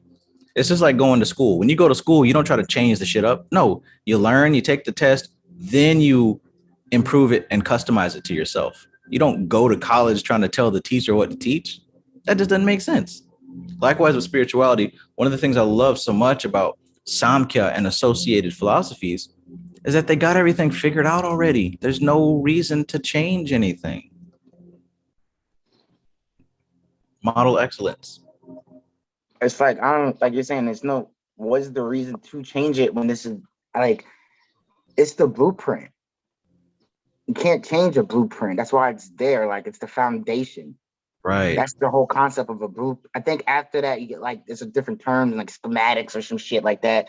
But a blueprint is a blueprint. You go to, I was talking to my girlfriend the other day, and I was like, yo, if you wanted to rob a building, you can go to the library. Or like, they have blueprints of buildings where they have every core. It was Stranger Things I was rewatching. And I was like, that they had a blueprint to go into a building to go do a heist or some shit. You know what I mean? The blueprint is there. There's no need to change it. Now, once you understand the blueprint, this is why I think people are trying to change it. No, you just need to understand the blueprint so you can navigate it. Mm-hmm. The thing is to navigate. We're just trying to change the direction. No, you don't need to change the blueprint. Maybe because that might be the wrong blueprint then. Maybe you're working off an outdated blueprint. And that's interesting. If we say outdated blueprint of the self, shoot. If it's outdated. I can go in the whole bar on that. But this is where we have to study refinement of the self. I can say to this point, some of the shit is kind of eerie at this. It's not even eerie. I kind of love it, but it's crazy how some of it is like, damn, it's too. I've been reading this shit. This cause and effect has been making a lot of the sense because I've been doing this naturally. I've been wanting. I'll bring it up. I think I brought it up before anyway. And me talking about this whole me like going through my careers and whatnot and getting to where I'm at right now, right? Mm-hmm. This is weird because like now I love to think about it, but this is it. I don't know. This is all a foundation of how the human body works. I'm realizing. I'm like, well, damn. I have dreamt this. It was a recurring dream, and I was like, okay. I liked it though. I seen the dream, and I was like, wow. I love myself in that aspect of who that person was. You know what I mean? And this I know anybody can feel this because everybody see this. Everybody feels this. Everybody want to see. This is where let's finish. I seen myself at this thing, and I was like, okay, cool. And I dreamt it, felt it, and I was like, well, at the place I was at in that journey, I wasn't aligned there. I was like not doing the right things to even get there, lifestyle. But then started to change certain qualities of certain things. You know what I mean? Attitude, refinement of how I think and behaviors, what was it like, victories. Just going back to the first one, you know what I mean? Yeah. It's very important. Now, this is coming up too a lot. I mean, I was listening, reading the book over again this morning. I'm like, wow, the victory's coming to a lot of play because there was a lot of refinement that had to go on. That's why I said refinement itself. It was an old blueprint I was working. And no matter what I was doing, I was still working hard. So I had the seed planting, I was doing all the stuff, but I didn't have the right medium. The Namita Karana wasn't right. The catalyst, I love to use the word catalyst better instead of medium, because I like to think of catalyst as it's the transformation point. It's like the ignition, you know what I mean? So I was like, okay, I was living the wrong blueprint. So I'm like, well, damn, I was working hard, doing all the right things, but there wasn't something right. I had to change something, right? So then, luckily, I started tapping in and start reading these books more. That's a joke right there. Well, not a joke, but that's the joke for everybody. Start reading, guys. It's really important. The catalyst. It is the catalyst, yes. Oh man. So I didn't, and so now I was at these dreams. That's like you can tell me exactly what plane it travels, but that's the etheric, astral, mental plane. You know. Then I start seeing my waking life slowly start changing. I was like, wait a minute. I started seeing I wouldn't say, like, it's very interesting. I guess certain levels of, like, the world, you say the world of Sayabria, Azaluf, I even started noticing like slight things happening. First, it was in my mind, though. You know what I mean? My mental mind had to change, and then my emotional self had to change. Uh-oh. So are you saying that there's a pattern involved in change itself? Oh, yes, 100%. But that's the whole, I think Bobby Hemming said it. One thing constant about change is change itself. You got to really ponder on that one thing. Everybody wants consistency. But the only thing constant is the change. Ooh. That's the soul right there. See, the soul is unchanging. Purusha is unchanging. And that's why suffering happens, because Prakriti is nothing but change. So naturally, if the desire for consistency meets the nature of change, if we attach, we have no choice but to suffer. Oh, perfect. I'll hop onto this because I think somebody in the group chat asked something along the lines of, it's beautiful, man. Perfect. So, I forgot the lines of it, but, for the most part, are we getting attached to the outcomes of what we have, what we're doing? You know what I mean? Mm-hmm. I was like, oh, that's so fire. And I took a while to, think about it. And that's what I love Bobby Hemming, because he was definitely, like you say, like, was on to something. See, and I'm realizing oh man, I know the lecture from heart because it's one of my favorites. Watched it thousands, well, not thousands, but watched it front to back at least 4 times. It's I pull it up. It's like nihilism, something. And the whole lecture, I love it because he's like, "Fuck it, this shit's over." Da, da, da, da, da. This shit is over. It's about having non-attachment. You know what I mean? Things, it's like the thing, it's going to change. I can love it for now. But then it's like, then that's where we get to what's the word, or the right Sanskrit word. We start to have the tires, and we start to build attachment. You know what I mean? Mm-hmm. Some scars start to get built off of a thing that we have once did, accomplishments. You know what I mean? You ever hear somebody even like 10 years ago, and they're like, oh, I accomplished this 10 years. Well, they don't say 10 years, but they talk us like it's the thing of their life. Right. And it could have been in high school. They 50 years old. I got some guy at my job that does that. And then at this point, I'm like, I don't even believe you, because the output of where he's at now doesn't show that to me. Yikes. And I'm like, well, I believe it. Tap into it, though. Not saying you couldn't be that and go, but see, that's all interesting to me. Whew. I can't wait till you watch that movie. You'll see half of the shit I'm saying right now. because it all taps in. This is all part of us. You know what I mean? What part of you do you want to be? Pull it out of yourself. It's there already. I said it last time, was pull it out of yourself. It's here already.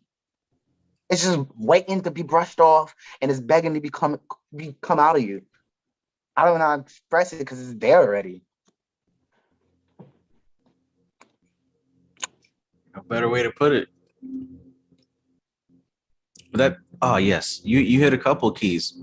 So looking at these 5 elements, the earth element deals with the physical, sensual plane. Asaya, Yetzirah being that's dealing with the emotional plane. Bria dealing with the mental plane, and Ataluth dealing with that spiritual plane. So it's like most of us reside in one of those levels primarily. Obviously, most people reside in that lower plane, the physical plane. So everything that they do is based on what the 5 senses say. And some people do things based off of what their emotions say.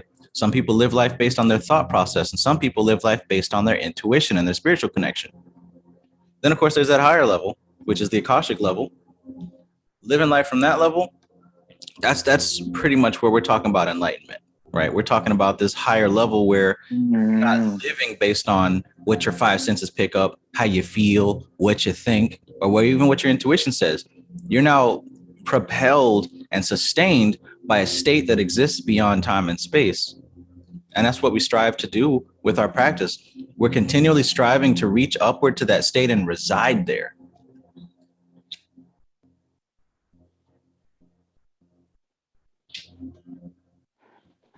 They was for real glasses. I thought those were the CGI ones. That you. Oh yeah, I got these are my Doctor Strange 3D glasses because it was. I thought those were the little CGI things that pop up, and he pulled them off. I said, "Oh shit!" Couldn't tell if it was real or fake. That's what I'm saying. Hey, but so Ivan, what you just said, that would it be like, as in we're in that Akashic higher enlightenment state, that we are able to tap into the lower 4 at any given second? Or is it that we are, oh shit, maybe it's all of that and we're all of that at the same time? So it's about alignment, right? If you're working from the Akashic level, then everything else has to obey. And that's the thing. There's a hierarchy of the elements too. The physical plane, that's already said and done. Nothing else. But that Yetzirah level, the astral level, the etheric level, that controls the physical. So working from there, you're going to have an easier time dealing with physical. Working from the mental plane, you're going to have an easier time controlling and handling the astral, etheric, and physical, and so on and so forth. So working from that etheric, that Akashic level, that's when life really starts being about harmony, balance, and peace, because everything is starting up there. So as it trickles down, your whole day, your whole experiences are going to be in alignment with your cause, with your purpose, with your mind. Real magic. I feel that, bro. Like I don't know how, but I'll wake up and know how my day is going to end. And I honestly think, is it because I planned it already? Now, everything doesn't always happen, but that's where I catch the patterns. Yeah. At least my day-to-day, I'll be like, all right, this is how I want my day to go. I got this, this. Time then I even left out my room the whole day. I tried to have a majority of it already processed. And then now I'm like, okay. I try to live it as the best, as the fullest and beautiful as I can, with like having non-attachment when things go astray and realizing it, so I can do. It's like something in I think Alora was talking something about martial arts earlier, and it had made me think about, and I think of something, but I'll just tell the story because it'll pop up. I was in martial arts class one day, and I remember we're sitting there doing just regular training, we're just doing push-ups. And I remember this when I was a white belt, and we're sweating, and everybody's sweating. And he said something key that it stuck to me to this day. I can't believe it. And he's like, everybody's hot. And I remember this guy, I'll tell you, look him up. His name is Dominic D. Jacoby. You know what I mean? It's a freaking like third Dan Mark. He's like a grandmaster, high, like top level. You know what I mean? Grandmaster in Tang Soo Do. So it's funny. He trained people hard. He's great. He makes, that's a blueprint. It's a fucking blueprint. That's what I'm talking about right now. A fucking blueprint. Like literally, like he knows Chuck Norris. So if you want to know who he is, the same type of style. You know what I mean? And he's an eighth Dan, just the same level as Chuck Norris. So he has a little dojo in Jersey, and I'm sitting there. I didn't know that until I figured out who the hell he was, because the guy's sitting there punching, and it makes sounds afterwards, like in martial arts, like an anime. Like he's punching, it's like poof. You can hear the air. I'm like, oh shit. You know what I mean? So he's working us. We're like, boom, and everybody's sweating, right? He said, and everybody's sweating. He's like, don't wipe the fucking sweat. He didn't curse, but he's like, don't wipe the sweat off. Don't wipe it. Let it drip and stay concentrated. He was like a guru at that moment. And he made everybody hold it. And it's like after doing like 50 of them, and you're like, oh, you just want to wipe the sweat. And he was like, I'll bring the, like, he's a white guy too, but he went to China, learned the real way of the art. He was like, I'll bring the flog out. You know what I mean? Like the baby, you ever seen the movies and hit you with it if you break your stance? And Yeah. We're waiting for somebody to move. You're like, okay. And then after that, we're all tired. And they're making us still do it as he's taught. And he's like, it's right there. I'm looking at the magical level, how he has the body at a certain, way. I can go into the deep, you know what I mean? So he has this body at a certain type of fixated point. We're already sweat, exhausted. So you're very open to all of this stuff he's about to say. Then he's dropped the bomb. He goes, if you're in real life, and this is for any aspect of fighters, he says, if you're in a real fight, you don't have the time to wipe the sweat off your face. You have to have, and I'm going to use something important, one-pointed concentration. Like Laura was saying, you don't have the time to do it on other things. You have to be focused, like she said, on defense. You know what I mean? At that 1 second, that one instant second, if he was fighting an advanced person, because I know that I'm waiting for somebody to wipe the sweat off their face, because I'm going to strike that exact spot instantaneously. Now I know that just from that teaching. Because you're going to naturally do it, because now that's where it goes, I forgot the right thing, where our body naturally does things on its own. You know what I mean? Mm-hmm. Autopilot. Yeah, the whole NLP aspect of it, your body automatically does it without you even knowing it. Like you said, autopotic subconscious, you're going to naturally go, oh, I'm going to wipe your sweat off you.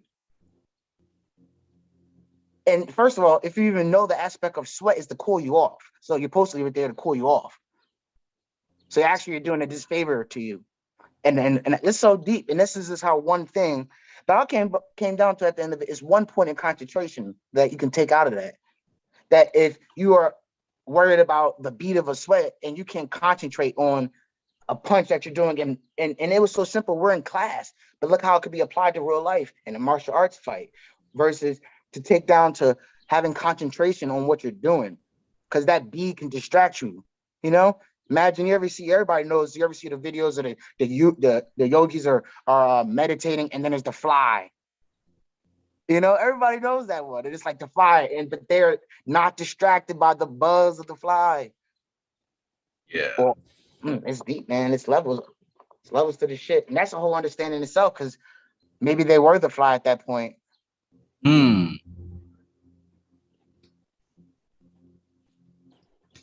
Yeah, that's some deep stuff right there.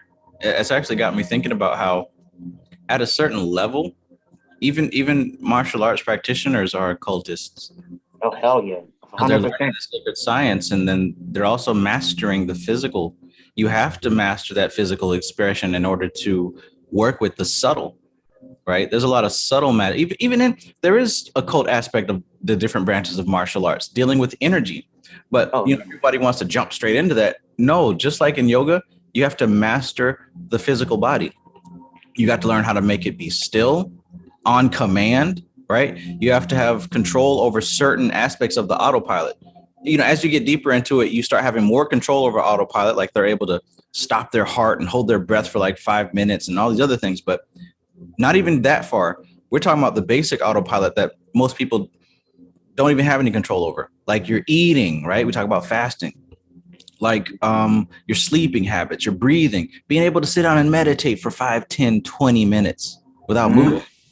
Little things like that have to be overcome. And that's the easy stuff. That's the elementary stuff. And that's deep, bro. That's so crazy that you're saying that, because that's making me think now. Because I'm like, oh shit. this is how we're so messed up now. Because, like you always say, this is why I can't wait to have kids. Because I'm gonna try to apply this in the most beautiful style, put them in martial arts and all the. Because how we've, as imagine if, like, I'm jumping pieces. Sorry, let me go back. The yogis were doing this from day one, since they were born. Right. Oh my God, that's so ill on so many levels. Mm-hmm. Literally, imagine coming out the womb being taught this. Like, and I was even thinking, imagine, I think even and that's just an aspect where you said martial.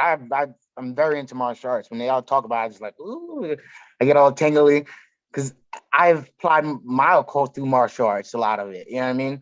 And shit, I can tell you, I learned geometry through martial arts. Shit, I fuck it. It's funny. I wasn't the best and learned through martial arts. But at the same time, the body, like you say, most people have to do all that stuff and have to sit down, all that stuff and breathe. That takes a serious thing of body control. Mm-hmm. And it's most people don't have, like, so I'm not gonna say everybody's physically adept. They might have a mind that's mentally strong already. So they might not need to rely on the physical part of the body to go do these certain things. But certain people like me, I'm very physical, you know what I mean? Lines up with and it lines up with certain things. I don't even get into that. But knowing how to even tap into the physical part of that, imagine how we've been, like, that part has been taken away from us as in living in this Western culture, that, you know, the whole aspect of sitting there, you know, to be able to do a punch, because it's not a punch, you're moving your body. And like you said, it is a moving chi. You're moving these subtle things that we do, like I said last time, doing a power pose has literally been proven to release certain endorphins or all this stuff. Because if it's and that's crazy, because that's a mental thing that we have put onto a society type of thing. That poses because of America, like Superman, and we have a notion through the subconscious. And maybe not even, that's probably deeper than that. Whew, damn. Oh, man. Let me try about to pull it out. It's probably a poser. Obviously, it's a pose in yoga. That's so obvious. Yeah. I'll segue into this later. But that's another excellent point that you made. Check that out. Most people don't have the discipline or the body control to sit still and meditate. At least most people that I met. I don't know about everybody in the world. Hell, maybe half the planet meditates. I don't know. But I'm very hard pressed. I don't think I've really met anybody who meditates as a regular practice. But that takes a level of discipline, because there's so many things you can do. You can eat, you can play Candy Crush, you can surf social media all day, you can watch TV. But to actually slice a portion of time out dedicated to sitting still, that's very difficult. So look, if you're somebody who didn't used to meditate, if you're somebody whose parents didn't teach you how to meditate, if you never took a yoga class, if you took it upon yourself to sit your ass down and meditate as a practice, I commend you.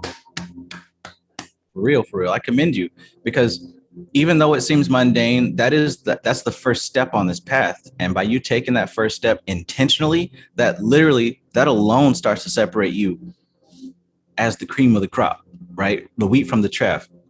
Because look, anybody can pretend, anybody can repeat the same spiritual words, anybody can do that. But who's going to put in the work of actually sitting down and taking the time to better yourself? We can complain all day, but it takes another level of person to actually sit down and do it. So you have my respect, most certainly, if you're somebody who does that. I'm not talking about no super deep meditation. If you just sit down and try on a regular basis, that is respect worthy. Yeah, that's funny. Oh man, I got like 3 things that's popped in my head. It's all about, like, and it's the funniest thing. And just like 3 things popped in. So they say that we can't do it, but that's a choice, you know. Because like you said, you just gotta take a slice of your portion. They have, like, I'm pretty sure, like most kids, they have in the school system established them as like ADHD and all that stuff.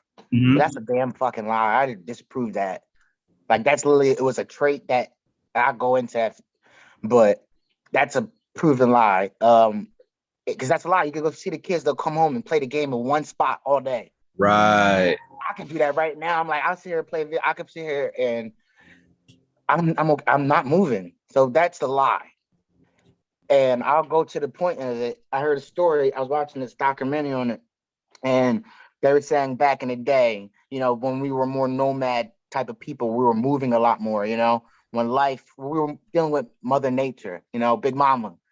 We were dealing with her. We were doing more. We were going outside, planting. We were physically fit more.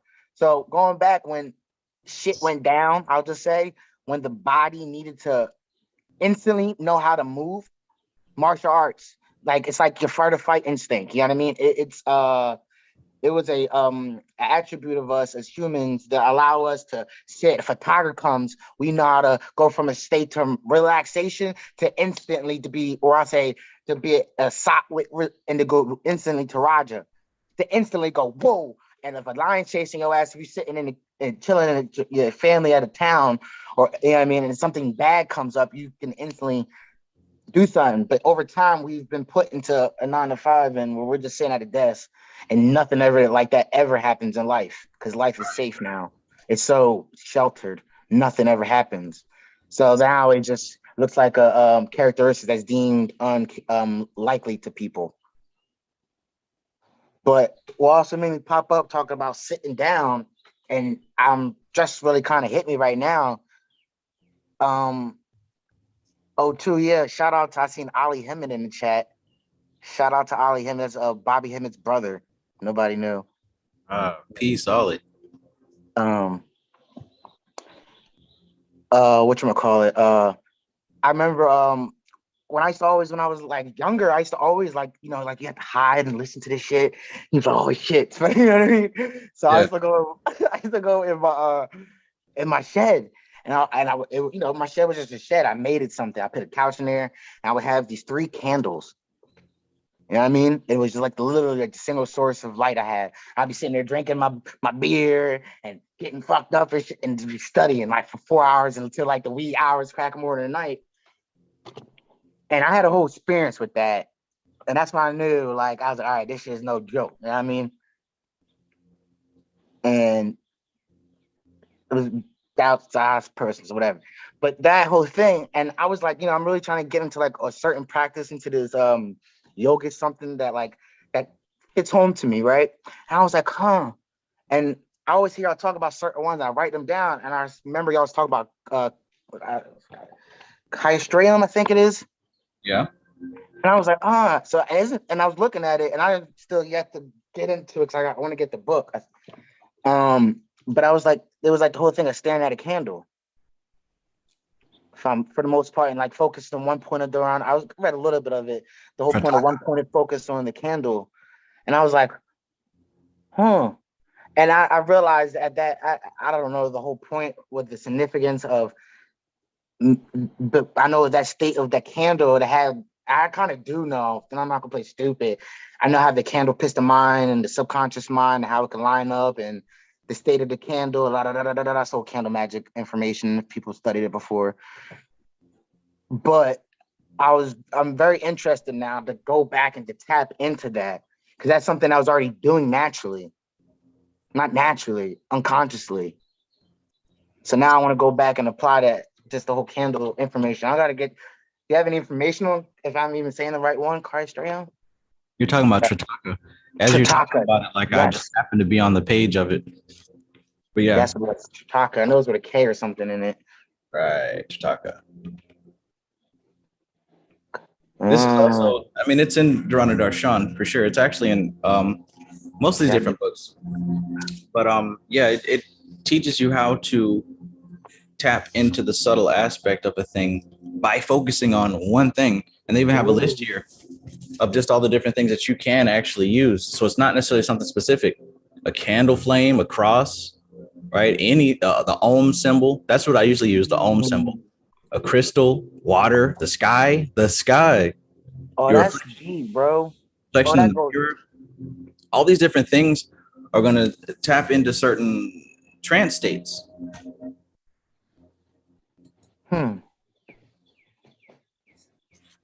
But they're easy, they're accessible. Everyone has access to these things. This is one book that I was missing for the longest time. I'm glad that I have it now, because this is literally the textbook of yoga, the textbook written by our beloved patrons at the Bihar School of Yoga.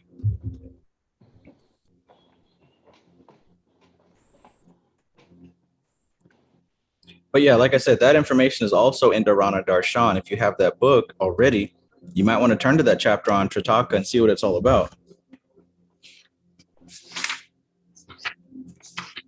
There's so many of these books they have that I feel like I need to get them all, because I think that's like a master key, yo. Absolutely. I was on Amazon the other day, and I'm just like looking at the, like, you know how they suggest books, and I'm like, wow, and then I actually went to their page they had, and you can look at all the books they had, and it's come all off of the Bihar and pull it out. Like, wow, Shoo. Yeah, I'm getting really close to having all of them. It's just happening that way. Maybe not all, but I've certainly got a large selection, that's for sure. And some of them I know I'm not going to read for another year or two. I accepted that. But yeah, there was one particular meditation posture I was going to share, but I can't find it now. But basically, what I love, the author of that book is Swami Satyananda Saraswati. What I love about Satyananda and his work is that he gives you the science. He doesn't just tell you the spiritual aspect. He gives you like the actual science behind how these postures work and how yoga works. Like he talks about the different circuits in the brain, like the physical brain, and how they connect to the chakra points and the different glands. If I'm not mistaken, I believe he was a doctor before, or a surgeon or something like that. He worked in the medical field, so he actually does have the science. He's not just talking. So he definitely connects it and brings it all home.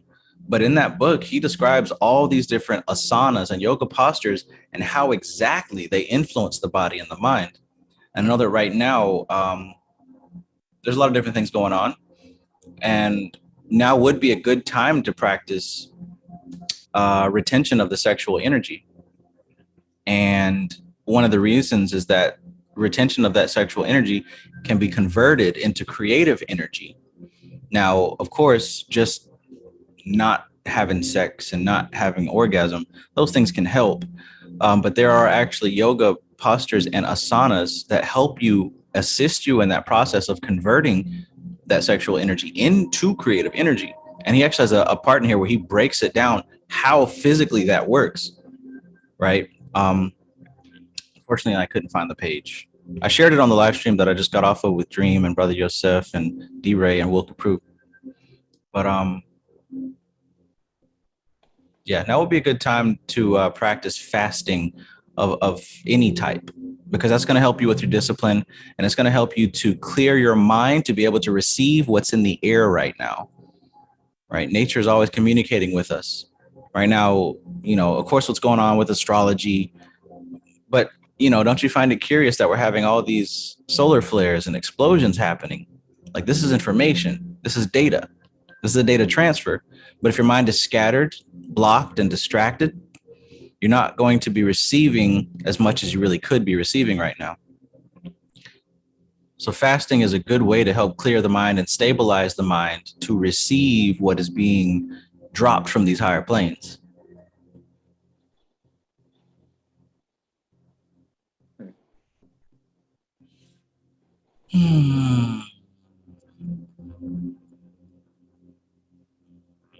Connor Black said, peace, Connor Black. Connor Black says, yo, Trav, check out page 938 in that book. They have a practice about expanding a golden egg around your... Ooh, okay. Perfect. Perfect. 938.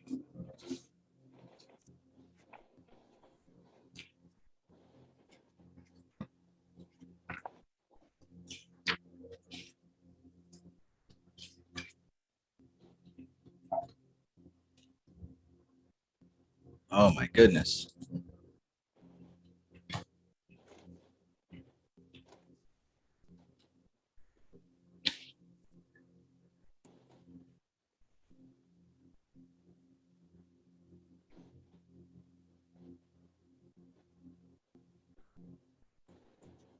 The golden egg is luminous and glowing, yet it does not emit any rays of light. The egg becomes larger and larger. It begins to take on a form and give off light. It is the dazzling form of your Karana Sharir, the causal body. But expect nothing. And then Dhyana. That sounds kind of familiar.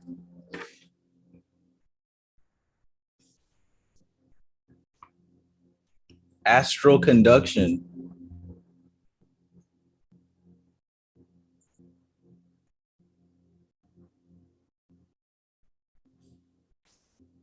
Yeah, this is good stuff. This is good stuff.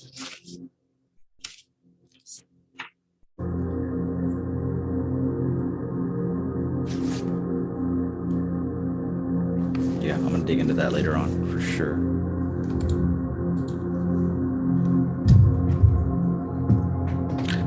What I really love about this is it's not stagnant. This is living information, living information. And what I've noticed is that the more that I stay involved with this information, I continue to learn deeper layers of it at every go around. Because there's only so much that you can learn. So it's happening in a circle, but that depth makes it a spiral. So it's like a lot of these exercises, yeah, like you just mentioned, there's Kaya's theorem, there's also Trataka. We've heard about these for years, but at every go around, we were able to apply a deeper level of understanding to it because of what we've been doing the whole time. So I'm glad I didn't really get this book earlier because I'm only now really ready to appreciate what's in it. So much going on.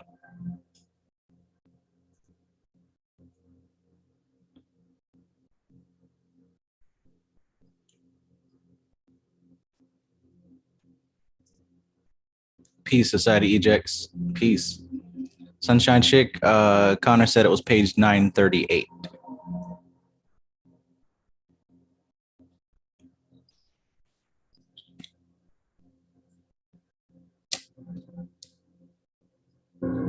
Living my life like it's golden. Living my life like it's golden.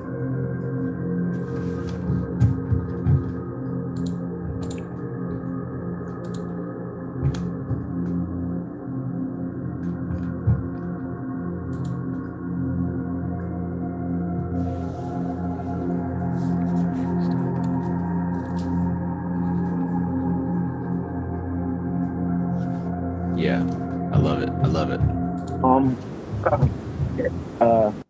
How did you feel about page 16 when they were talking about the three different types of, what was it?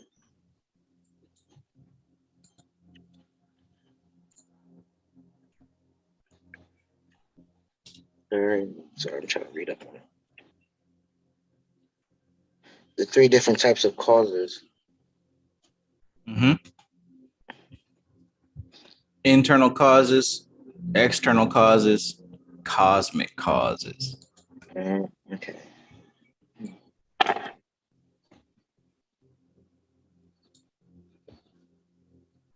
Three levels of suffering that cause people to demand a change.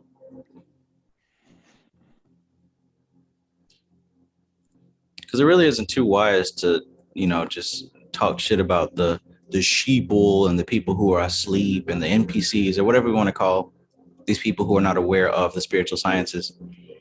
Because at any turn of events, we would be like that too. The only difference is that we've had enough suffering to want to figure out how do we change it, right? I know I have. I've had enough internal suffering, external suffering, and even cosmic suffering where I said, you know what, nothing else is important. Nothing else is as important as figuring out how do I fix my life? How do I make my life what I want it to be? When you're sick and tired of the situation that you're stuck in, it causes you to want to look for a permanent solution. And only when you're at that level are you really able to receive the teachings of these ancient sciences. Because before that, you're going to drop it. You might stick with it for a little bit, but once you start getting some pleasure, you're going to drop it. That's just how we are. I remember being a Christian and praying that prayer, Lord, if you just help me get out of this, if you just fix this for me, I promise I'll tithe. I'll go to church every Sunday. I'll read the Bible every afternoon. If you just fix this problem for me. God fixes the problem, and you keep your promise maybe for a couple of days, and then you're back to the old you. You weren't suffering hard enough to find a real solution. You just wanted a Band-Aid. But it also takes wisdom to even be honest with yourself and acknowledge a difference.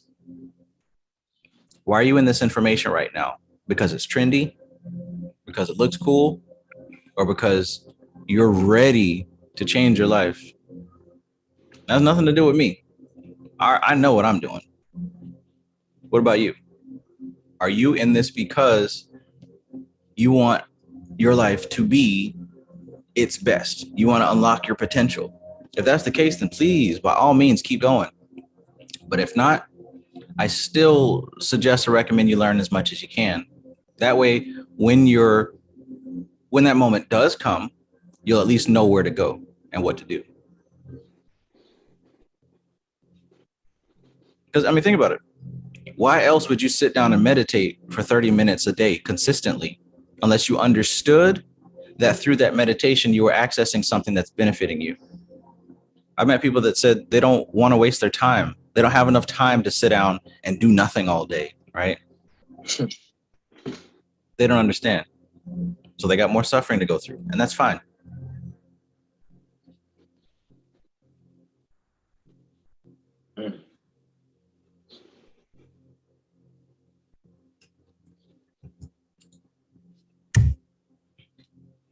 I've been beat across the head a little too many times by life to continue making the stupid decisions that I used to make.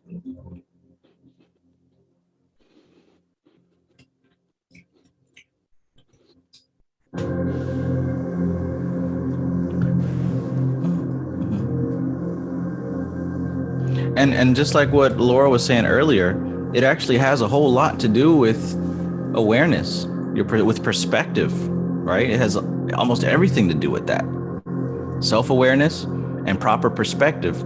That's what causes the interpretations of your life.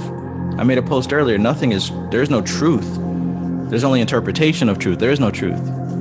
I like that. I was trying to explain that to somebody, but that's a great short words to say it. I like that. There's only interpretation of truth. That's the axiom of chaos magic. Nothing is true. Everything is permitted. That's just another way of saying that. There's only interpretation. So what that means is what you got going on in your life and you say and you swear that it's true, that's entirely based on your interpretation.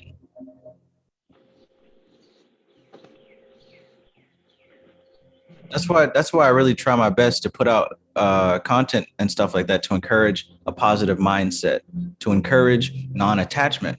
Because when you start to live by those kind of patterns, you begin to interpret life in a way that is a whole lot less harmful to you than other ways. It's harmful to always be looking for an enemy. That's harmful. That's harmful. Right? We got to take our country back. We got to fight these people. We got to do this for the children. We gotta. That's harmful in many ways. For one, you're externalizing the problem and not addressing the internal issue. For two, you're saying we gotta, which means that you're depending your criteria of success on other people. You and I both know damn well you can't rely on no other people to do something that you want to do. No, it's not. No, we gotta. You gotta. And you don't got to go off and fight some Illuminati. No, you just have to fix your perspective of reality.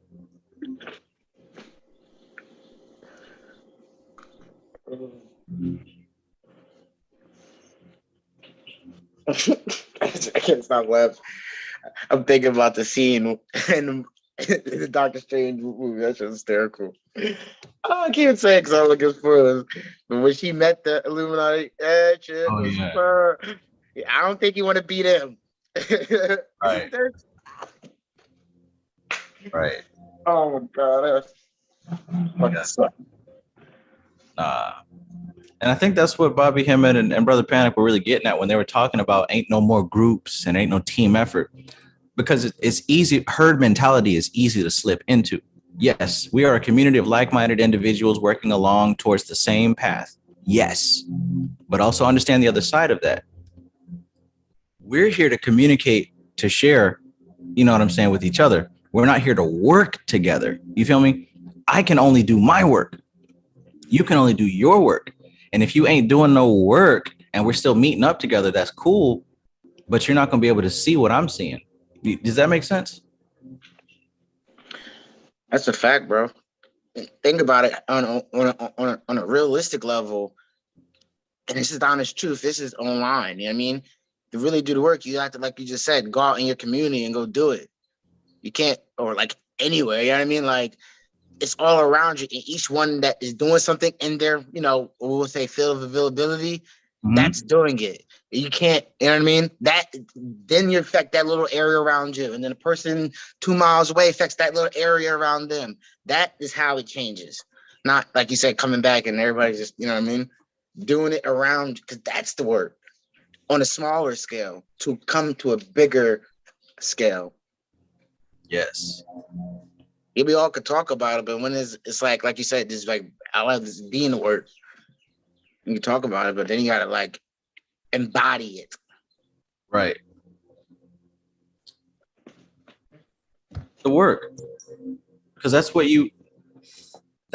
your physical body is, right? That's what I'm not going to say that's what you are, because what you actually are is not even here, but that's what your physical body is, what it does, right?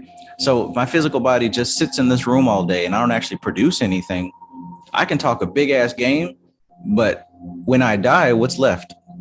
Nothing other than some words I said, but nothing to show for it. But someone who's consistently working, producing, and creating things, when they pass, they've left a legacy behind, right? They've left something behind, and it's more than just talk. Now it has affected other people and changed lives. And honestly, guys, like, it doesn't even matter if it's a big scale or a small scale. It doesn't matter if it's your personal community. It doesn't matter if you're doing something on a big scale.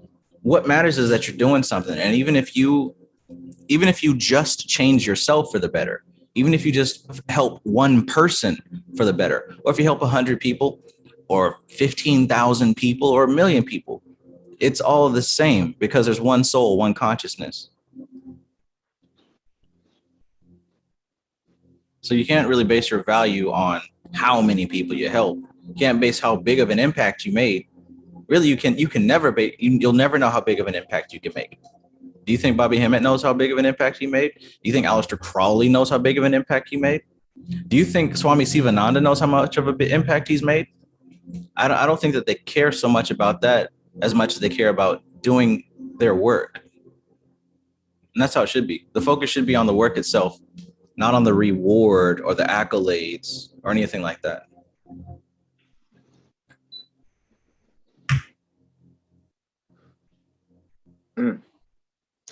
That's going to change too at one time. It's not going to be there forever.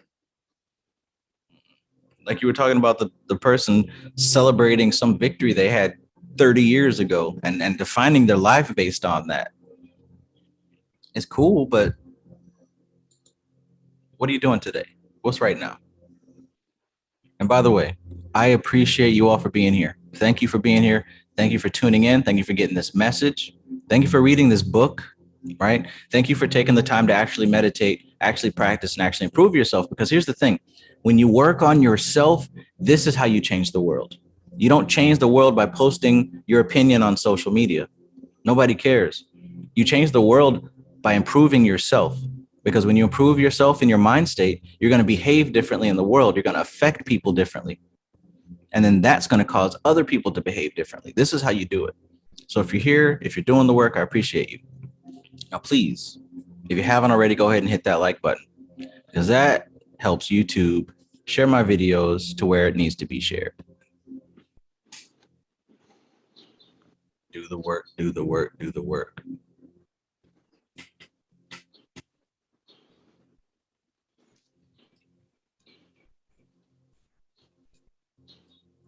You got 72 motherfuckers in your head. Y'all all right? Give me some questions. The pioneer real. The third eye. That's your melanin. That's your melanin. That's your shit. Y'all all right?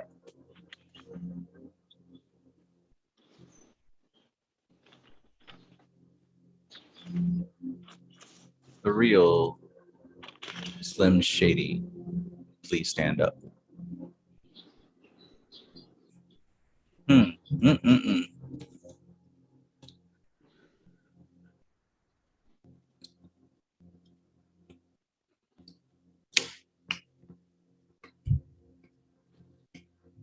Beautiful stuff.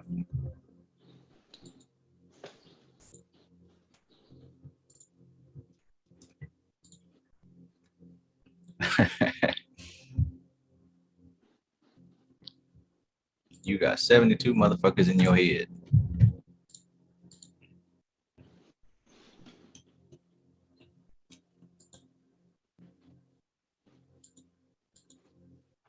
I'll be right back, Trav. I gotta go handle something quick.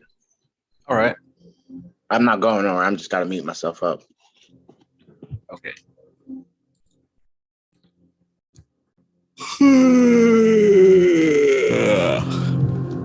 Goodness gracious. Bum, bum, bum.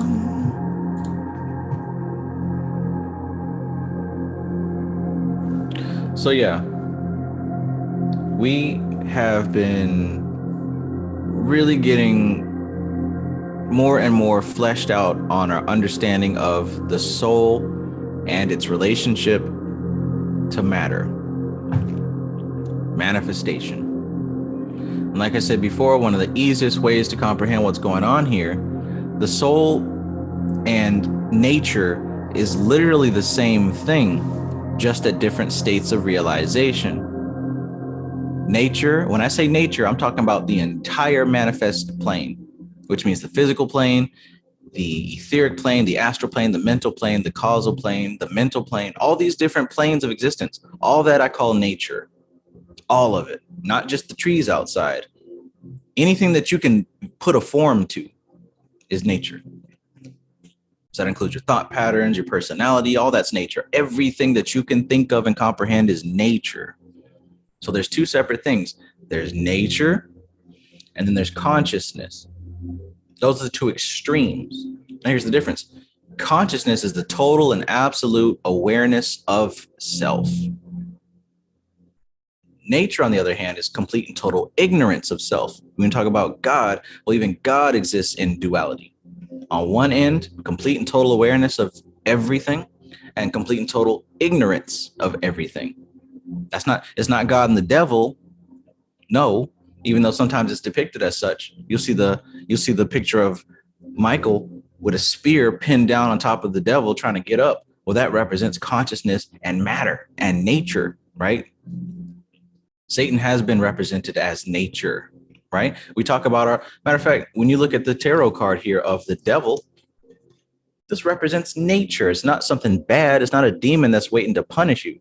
We're talking about nature, right? There's a reason why they're naked. There's a reason why there's fruit there. There's a reason why that torch is upside down. Look at they're chained to that pillar. This shows how the animal nature is locked. It's chained to matter. As long as you identify with that and don't know about spirit, then of course you're chained to nature. But even that's divine. That's an aspect of the divine. But what I'm illustrating here, it's not like when I say it's a dualistic universe, what I'm talking about is those are the two polar extremes, but there's infinite degrees in between it. Infinite degrees. So there's one pole, and that is God. That is what's called, we can call it Brahman, where at one end of it is consciousness and one end of it is nature or matter or prakriti. You got to understand this because this is going to help eliminate confusion. The soul isn't like somewhere. The further down this totem pole you go to nature, nature is now expressed as something that you can experience in a specific time, in a specific space. That's what nature is. Nature is pinpointed, locked in, it's defined, it's fleshed out, it's fully shaped. That's what matter is. That's what nature is. So anything that falls under that category is not the soul. Melanin can be defined, it can be seen, it can be calculated. It has a shape, a form, it has qualities. Therefore, it is part of matter. It's not spirit, it's not nature, it's not consciousness, it's not soul. Melanin is a part of matter. Anything that can be described, anything that can be pointed at, anything that can be defined, anything that has a beginning, middle, or an end is a part of nature. Anything. So if anything falls up under that category, it's a part of this one thing that I keep saying. Matter is one thing. That's what I mean. That's what I mean. And if you stretch your mind a little bit and come out of time, you'll see that it's only one thing just shifting into different forms, right? At some point, the acorn seed, it didn't start as a seed. It didn't have it started as another tree somewhere else, which started as a seed somewhere else. And even if you chop that tree down and make it into a table and some chairs, eventually those table and those chairs are going to rot or become destroyed and get broken down. It doesn't just blink out of existence. It just changes its shape and changes its form. Now the inherent energy inside has been released, but the matter itself, eventually it's going to become fertilizer for new matter to be formed. All the little particles, no matter how broken down they get, they're going to be recollected somewhere else. So like I said, if you zoom out of time, you're going to see that everything here at some point was something else, and it will be broken down and reformed into something else. Water, right? All the water that exists here is the same amount of water that's ever been, right? Every drop of water has been in the ocean at some point, probably been in all the oceans, right? Somebody has drank and pissed out this water at some point. Water just keeps getting recycled, but so does all of matter. It just keeps getting recycled. The chemicals that are used to create fire, right? The earth itself, the air particles, all this stuff is self-contained. None of it is new created. It's all self-contained, and it will be converted and changed into something else. This is all nature. This is all Prakriti. You look in the cover of this book, you see Purusha, you see Prakriti. Prakriti is nature. Purusha is the soul. Notice that Purusha doesn't have any derivatives. It doesn't have any evolutes. It just is. It's Prakriti that has all this action and definition going down. It's Prakriti that has all that happening. So we experience Prakriti at different angles, depending on how we find ourselves. Sometimes we can find ourselves as a rock with extremely limited self-awareness, probably down to no self-awareness whatsoever. We can find ourselves as a plant, a little bit of self-awareness. A plant at least knows that it needs water and sun. Soul can experience itself as an animal, which is locked into the behavior patterns of instinct, meaning that there's a collection of codes that any animal is going to express, right? Dogs are going to behave in a certain expected way, depending on the environment and the situation, but they got a limited number of choices. A dog's not about to bust out and write a book. That's not in the instinct of a dog. A dog is going to do certain expected behaviors. Likewise with zebras, lions, right? Anything that belongs to the animal kingdom is limited and bound to the instinctual patterns that come with the matter that composes it, right? Then we get up to the human level, and this is what makes it so special, because at this human level, human beings actually have the capacity to change their patterns and to implement different patterns. Human beings have what's called will, or the potential for free will, I should say. As long as a human being is attached to the matter that composes them, they are also bound like animals to that matter. This is what astrology is. Astrology is the tracking and the outplaying of that matter as it is changing and evolving and flowing and becoming different things. So we can look in the sky and say, okay, Mercury retrograde is happening. What that represents is that matter is going to behave in a certain pattern right now. Mercury doesn't cause it. Even Mercury is in retrograde because the energy that's causing it to go into retrograde is manifesting itself. The pattern behind retrograde is happening. That same pattern is also affecting all matter, not just the planet Mercury, but anything that has shape and form. So the more deeply that you identify with matter with your animal self, the more deeply you're going to be affected by the changes that happen like that.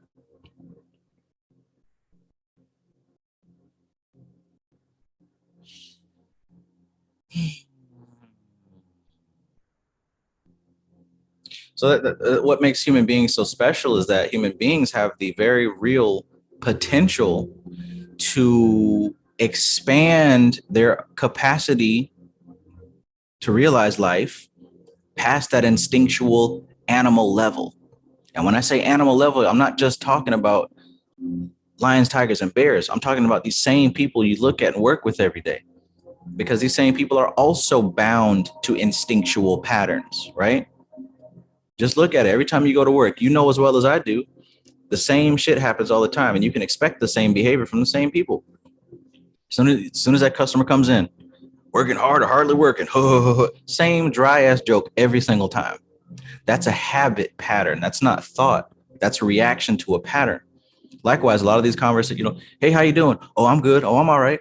It's like, it's automatic. There's no thought involved here. It's all automatic. A lot of the small talk that happens is automatic. Did you see the game? Oh, yeah, man. A lot of the stuff, it's just habit pattern. It's not thought. But the human beings do have the capacity to become self-aware. When you can become aware of yourself, you don't just fall into autopilot habits. You're deliberate about what you do. You're doing things for a reason. From what you eat and drink, from what you speak or don't speak, from who you associate with, right? How many people have friends or lovers or even family members who are not good for your emotional or mental well-being, or even physical well-being, right? Abusive relationships. And you know it, but you keep associating with these people, right? That's not free will. You're locked. You're trapped, right? Because there is a way out, but are you able to muster up the required energy to change things? This is what we're talking about as far as these patterns and going up to this Akashic level and changing your reality. It's about choice and awareness of the choice. You do have a choice. You don't have to suffer. You don't have to suffer.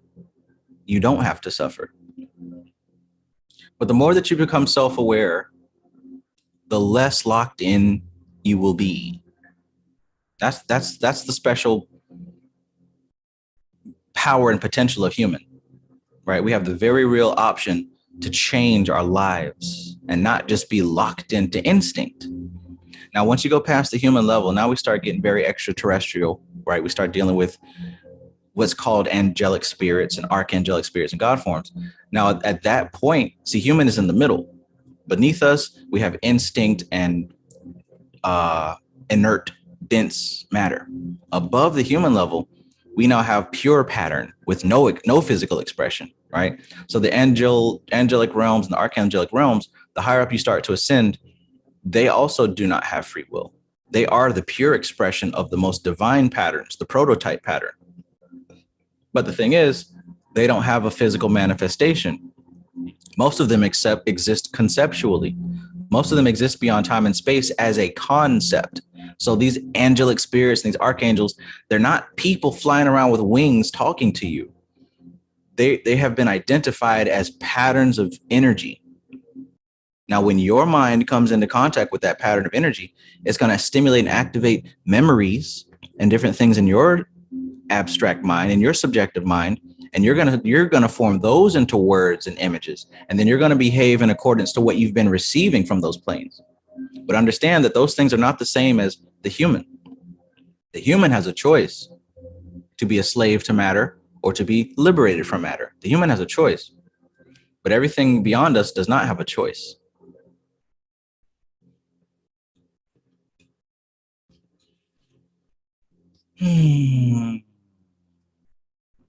Good stuff. I hope that makes sense. IDK peace. IDK says, you and my ethers. Just had a conversation with myself about this last night. The choices, the correspondences, etc. Yeah. And even we talk about this whole multiverse thing, it's as if nature is trying so hard to explain to us how things work. But if we're too busy just being entertained, we're going to miss the message. What the multiverse entertainment is trying to show us is that there are options even beyond what you realize. You have options even beyond what you realize. And in truth, when they go into these dream walking states and these jumping from multiverse to multiverse, that is represented by the astral plane. That's what the astral plane is. Please understand, most everybody who's talking about astral plane, they're not dealing with the astral plane. They're dealing with the etheric plane. They don't know there's a difference. Most people don't know there's a difference. Most people don't study. But when you hear people online talking about astral plane stuff, 9 times out of 10, they are not talking about astral plane. They're talking about the etheric plane. But it's the astral plane where, if you really wanted to link it up, that's where we get this whole multiverse thing. Because even just looking at the tree of life, everything up under that Tifereth level is contained in one universe. You don't get to the multiverse stuff until after you go past Tifereth. Now we're talking about potentialities of different choices that can be made. This is why the higher up you go in the tree, the less bound you are to karma and astrology, because you're literally shifting into different zones. But again, I say, most people ain't doing that. You know that. Just look around. Most people don't even know what the etheric plane is. Talking about astral projection, you're not astral projecting, you're etheric projecting. That doesn't make it any less. It's still really cool and really useful. But when you understand that there's a difference, it makes things more clear about what can be done, what is possible, and what you're actually doing.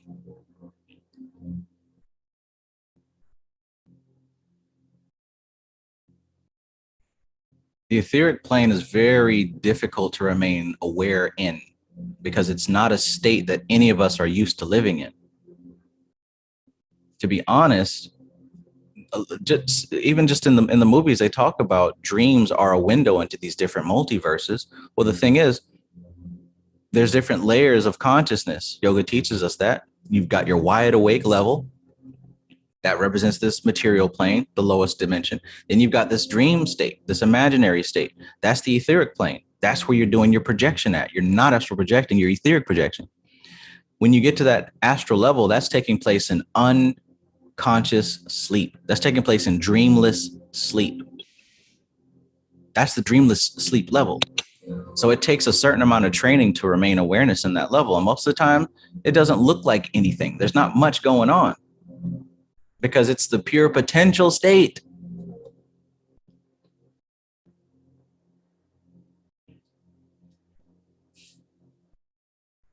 Macarius26 says, you have any more information on dream walking? Absolutely. Absolutely. But it would kind of be worthless to share if you don't have an established regimen of meditation. So I have a question. This is weird. I don't, because I'm really caught up with this recurring dream thing. I'm trying to figure out, like, I don't know what you call them, but I'm pretty sure people have had this happen before. I don't know the term of. I'm pretty sure there's a term out there, but you ever have shit? I call them premonitions, but you ever have a dream and it doesn't happen necessarily? Very realistic, super realistic. And later on in life, never been to the place, had a place about a dream, and then you know, just wake up and you're like some deja vu type of thing. It's not just deja vu because that's different. But you're like, I fucking dreamt this, and now I'm here at this exact moment. What's that? You know? Mm-hmm. Like that deja vu. Yeah. But deja vu, I think they give that the term as like you have done that before. You know what I mean?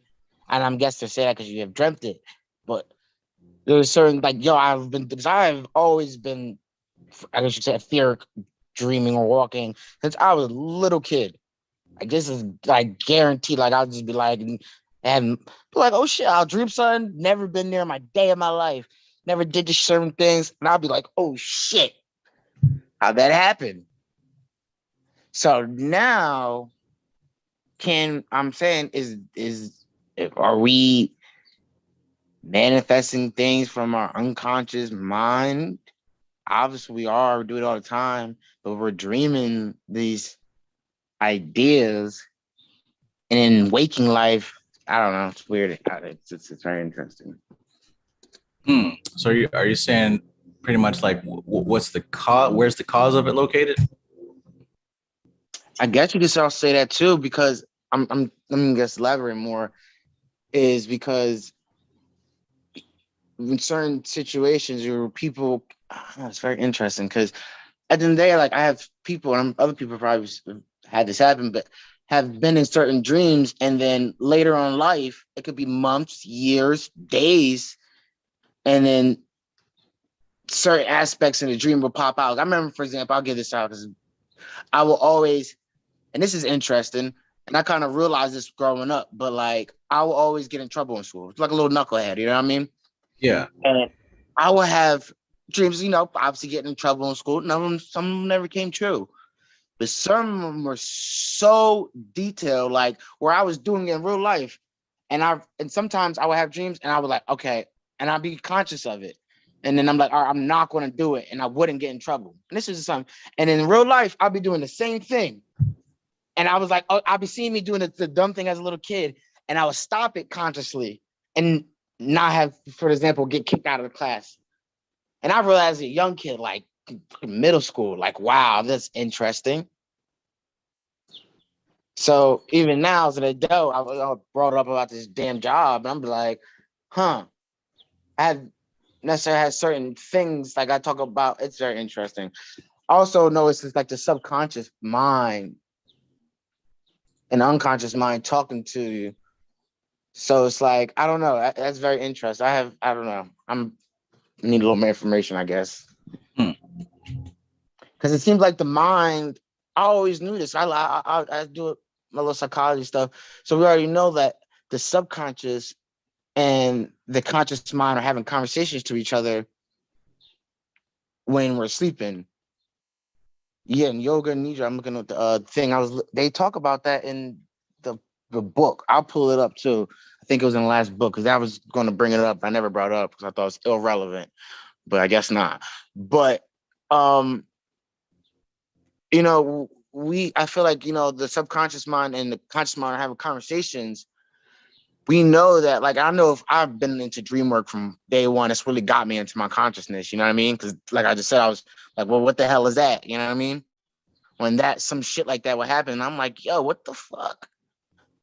Like, it's really like an awe moment. So that's what got me into like starting to study all this, like, oh, got getting dream dictionaries and shit, and doing it the right way. Okay, well, this is when I first started. Now I know how deep it is now. Oh, well, what is the blue mean to me? Like, I was like talking about a little dream analysis for anybody. This is crazy, bro. And I tell you about my own dream, but it's interesting because I broke them down though. It's not like, oh, what does this mean? I have asked myself that question, you know what I mean? And then figured it out. So it's very interesting. Like, I was always have these dreams at oceans, right? I'm on like the East Coast. So I'm like New Jersey. So I know about the beach because it's near me. You know what I mean?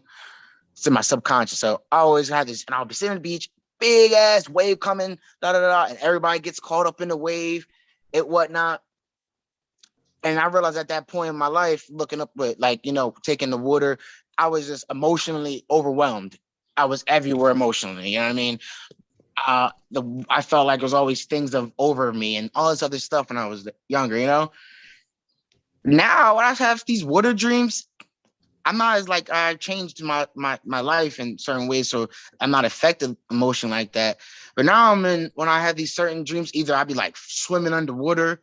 I don't know, man. These dream shit is because studying after meditation and been freaking, I guess you call it etheric walk, you want to call it.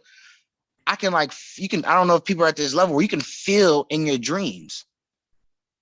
Like, I don't know if it's mentally feeling because you're only feeling in your brain anyway. But like, I don't know. Does anybody else recognize that in their dreams? Like, literally, like I'll be breathing and I told my girlfriend to pay attention to me. And I'm like, see if I'm really breathing deeply when I'm doing this. Because then maybe there are points like where I listen to you. And I'm at the point where you say, when people, okay, we're talking about sleep paralysis. When people I never have got that. But I'm like, why haven't I? Because if I'm doing all this dreams thing, so I'm realizing that's just, the consciousness coming back through the levels and it gets down, you know what I mean? And I'm realizing, I guess I can stop at certain parts because I'll be asleep and I don't open my eyes and I'll be aware of everything, but I'm asleep. I'm aware. Yeah. And I don't know if I'm at that point of like where I'm in like it's just like a nothingness zone. And it's just like very interesting but I'm coming out of waking into waking consciousness. And it's very interesting. And I think that's where a lot of times a lot of deep meditation goes down for me when I'm coming out of that, like, that's like this, it's like a in-between zone, I guess you want to call it, where it's very interesting. I still don't know how to explain it. But even going back, it's like when I feel like a certain time when you get in these dreams is when you get conscious of it. In the beginning stage, you're just like trying to be aware and keep consciousness of it. So you can keep and hold that gaze of whatever point in that dream you're at, because it fluctuates. It's like, shit, the fucking dreaming is the fucking multiverse, really, ask me. Thinking about it right now, shit. You can people switch dreams and shit. Oh, it's crazy. Whew. I love dreaming. That shit's interesting. You're absolutely right. The main turning point is learning how to remain aware. That's probably the most difficult thing, is learning how to consistently remain aware. And not even to like try to flex or sound better than anybody. Like, it's difficult for me even. Hell yeah. One of the things that we're working on in my class right now is we're working on astral projection experiments with each other. Because one thing that I've known is, I can do it. What I'm saying? I can have lucid dreams and I can have astral dreams. There's a big difference. But I've come to the point now where I've accepted the only way for me to go, the most efficient way for me to go further is if I work with a team. So that's really what we're experimenting on right now. But I'd have to say probably the biggest obstacle is learning how to remain aware and not snapping yourself out of it too early. I think one thing that can help is that in-between state that you said, where you realize that your body is laying there in bed, but you're not fully there yet. Like, it's not a quick process, at least not for me. I know for some people it can be kind of quick, but I know for me, I've just accepted that I've got to be patient. And one of the things that I am starting to really master is that in-between state of willfully returning to my body. But the part that I have not mastered is doing too much when I am lucid. Yeah. Trying to get a little too jiggy. That's funny. I feel that, man. I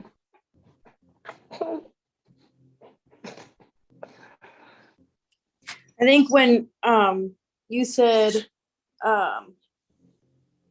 so when you were talking about deja vu and whether or not it's your subconscious because you've seen stuff or have been able to prevent it, I think the way how I look at it is you have an awareness that none of this is happening, right? That this experience is an illusion. It exists, but not as it appears, which means that time is not linear, right? So when you connect to something in a dream and it happens in reality and it didn't happen yet, is it fortune telling or is it deja vu? Did it already happen? Well, time is linear. And when you go into these other realms, time doesn't play a part in that type of existence. Also, that since time doesn't actually exist, who's to say that we're reliving or living anything that hasn't happened yet? If we know that everything keeps repeating, it's because all we're doing is repeating cycles until we get it. Oh. Right.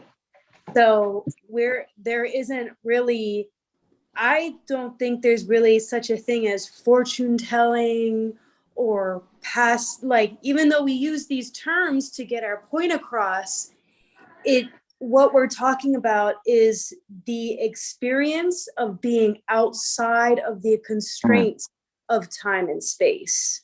So when you become aware and you experience these these things that then occur in the conscious realm, it may be less about a deja vu or anything like that, but it may just be that you saw how the pattern has been repeating itself. But these experiences never actually happen. Like our memories only exist in our minds as impressions that we got when the event happened. But it's never the same for everyone because it doesn't exist outside of our current perception of it. And even to add into the instability of that, studies show that every time we access a memory, we tweak it a little bit. So after repeated access, even that impression starts to change. Right. Right. And then say we experience something in a dream and we determine our belief says, oh, wow, maybe that'll happen. We then start to set it up for it to happen. That's what I find interesting, because that's why I just write it down. It's like, well, did I start to align? And because to see that in a dream, you can not necessarily do the work to get there. And then it's just a dream. It's just like, oh, that was a beautiful. Oh man, that was nice, man. I'm gonna write that down in my journal. You know what I mean?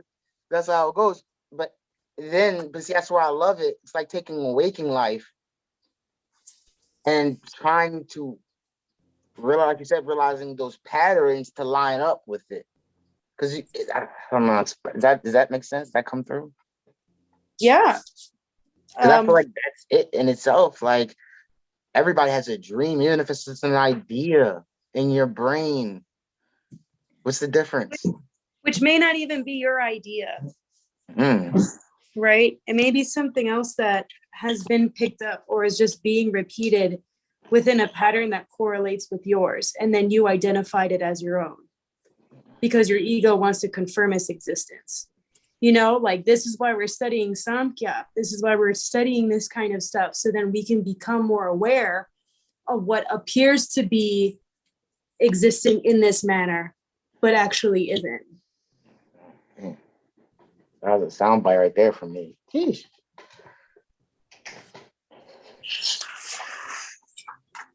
Because, you know, when we talk about the dream world, right, it seems so distant to us, but that's not even next level. Like for us, it is, right? For us, we're like, whoa, this is intense.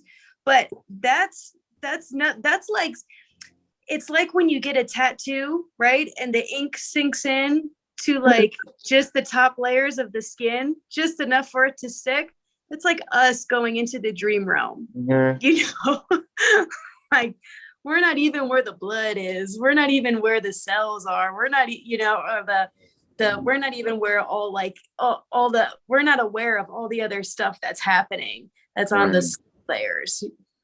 That's why I keep trying to stress, like, we're not even at the astral stage yet. I mean, some people are, like homie in the chat, but for the majority, most of us haven't touched that astral stage yet. So if we come into terms and call it what it is, at least for me, that shows me, okay, there's still more work to be done. That gives me something to strive for and something to be on the lookout for. Because here's the thing. We were talking earlier about belief and limiting your options based on belief. If you believe I made it to the top of the mountain, I am there, you're going to stop learning and stop looking. Right. But we're not even there. Like there's, I mean, you know, the reason when I got really deep into Aboriginal cultures, it's because, you know, the way how they view reality is both in the dreaming state and in the waking state. Yes. Same thing. That's what I was. Go ahead. Sorry. So when they join a conversation, they'll say, okay, which world are we talking about? What's the context? Are we talking dream world or conscious or waking world? But they're not two separate things to them. They're the same. So there's a lot within our awareness that we can gain from that. There's a lot of knowledge that we can gain from that. We have to stop seeing it as so separate from ourselves. There's also a point that, you know, so what you experience in the dream is simply the pattern expressing itself off of an original off of a pulse that it's receiving from a deeper layer. but it expresses itself in the way that it can best express itself within that dimension. And then we perceive it because we're in that dimension, and then we bring it with us into, or we see it manifest in this one, where we consider that to be solid matter, which is not, right? But this is the realm where we can easily meet one another and talk about it. So, but it's really there's no separation really there.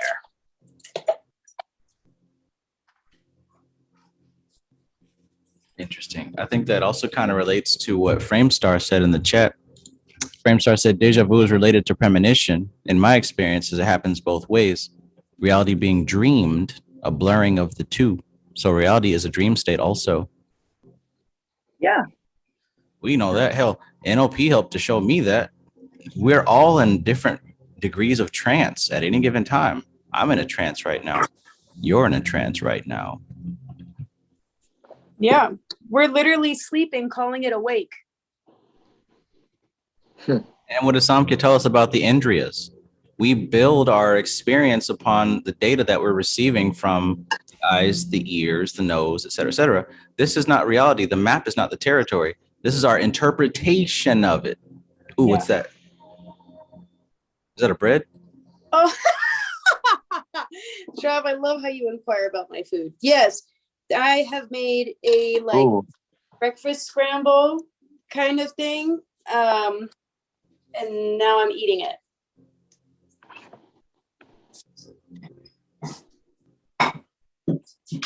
Now I'm hungry. I want something spicy though. Are you making something spicy? It is spicy, yeah. Everything I have is spicy. I can't live without spice. Very Russian of me.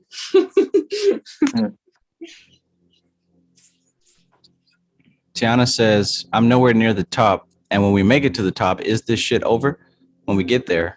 Or are there more mountains to climb? I think that's a good question, because one thing that is to be remembered is, of course, it's an infinite fractal both ways, up and down. But the thing to remember is there are certain levels where certain things have to be left behind. So, I mean, just look at the diagram of the tree of life. We know that, well, it is assumed that the tree of life, that pattern echoes eternally in every direction. Now, it's a pattern. At certain levels of that pattern, there are barriers. Doth is the biggest barrier that we all know of. It's not possible to pass Doth if you are still attached to material existence. Likewise, there's a barrier between Malkuth and Yasod. That's what we're talking about right now, crossing over into the dream state while remaining aware. Most people aren't able to carry their awareness into the dream state at will. I'm not able to do that efficiently 100% of the time, but that's what part of this practice is. That's what the dream work is, becoming more efficient at that. Just like I was unable to sit down and meditate for 15 minutes, 20 minutes, 30 minutes. After practice, now that's kid's play to me. Likewise, as we practice this thing, we'll get better at it.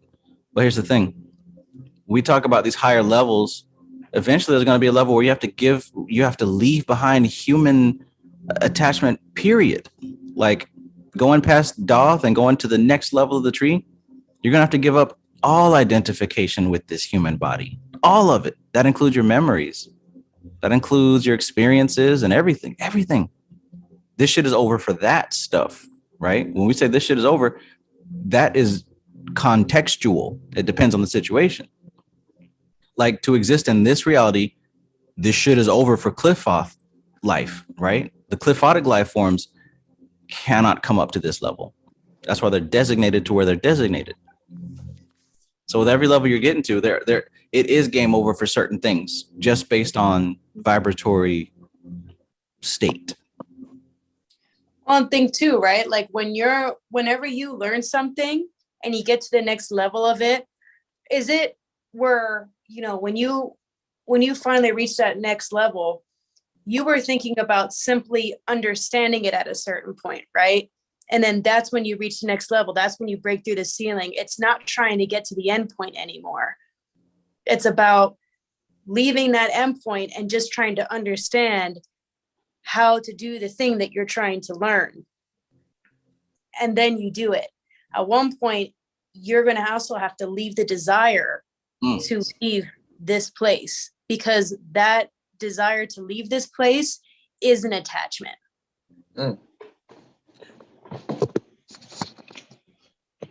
Facts. Like there's that story that they tell where it's the one yogi is dancing around this tree, right? And he's like asking them, okay, how long before I go and I don't need to reincarnate? And they say about as many leaves as it is on the tree. And he's like, all right, that's fine. And he goes on dancing. And then they're like, all right, cool, you're good. You can just, all right, you're good. And it's because he stopped caring about the outcome. He like knew he was going to get off of the plane eventually, but he wasn't attached to it. Right. So what shifted? Not his matter. Yes, the matter that composes his body is going to take that many lifetimes to incarnate. But what shifted was his attachment to that outcome. He began to identify less with the body and more with what was to be liberated. Right. You might also see that in the Bible with Enoch becoming Metatron, and he was taken up by God. And on the flip side of that, that's like in the first book we read. 1 second, I'll say the path of poverty and narrative, when the guy was on the same journey, but just got stuck in Hotel Earth. Mm-hmm. He was on his way there, but he got lost a little bit. Damn. Hard out here for a pimp. That's us. That's us stuck in this hotel. And you stay here long enough, you start to think that this is the world. As a youngin', I always found those kind of movies really scary, like Dark City and The Truman Show and The Matrix. But I mean, essentially, that's what we're also dealing with. The soul coming down to manifestation and forgetting its origin and getting trapped here for God knows how long. That's a horror story, if you ask me. If you continue to feel like you're trapped, like, okay, yeah, we're here, but we're here. We're also there. That's the whole part of the self-realization process. Mm-hmm. If you continue to see yourself as trapped, you're continuing to attach yourself to the entrapment. Right. I don't want to incarnate this plane ever again.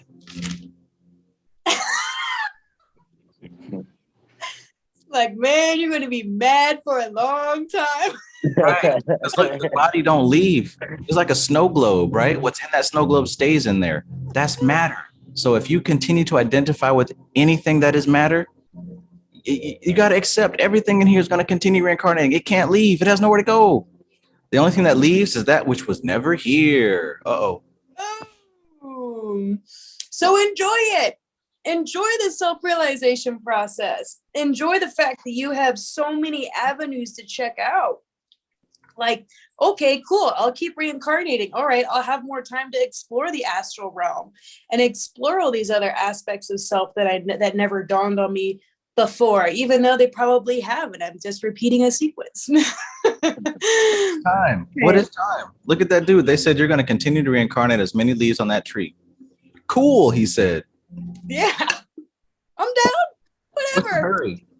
Oh, I'm so mad because Bill Gates and Illuminati, so, I mean, first of all, they got nothing to do with you. Second of all, who's to say that if you reincarnate, you're going to be back in this same time, space, dimension, universe? You don't know that.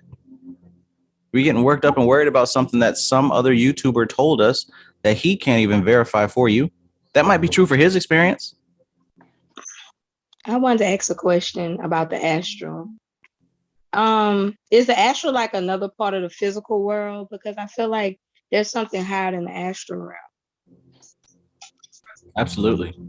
So, I mean, when we look at the 5 tattvas, they also correlate with the 5 densities: the earth element for the physical plane, the water element for the etheric plane, the fire element for the astral plane, the air element for the mental plane, and then the Akasha element for the causal plane. So those are the 5 designations between pure ultimate consciousness and ultimate matter. So roughly there's about 5. Right. Astral being in the very center, also associated with Tifereth, which is why I said that's really at the point of Tifereth. That's a good question, Tiana. Thank you. Tifereth is really that point where you take the ultimate potentiality of all different dimensions and universes, and you have to pick one. That's what Tifereth is. That's why there's nothing new under the sun, because for every sun, for every Tifereth, for every solar system, there's that self-contained reality. That's why also in the book A Practical Guide to Kabbalistic Symbolism by Gareth Knight, he talks about past the Tifereth level, that's where you start dealing with Pleiadians and Arcturians and all these other star systems. But any work under that level, that information is borderline useless. What can you do with it? It don't even apply to your dimension. So when I talk shit about, the Pleiadians, it's not that I'm saying it's not true. What I'm saying is the average person does not have a practical use for that information.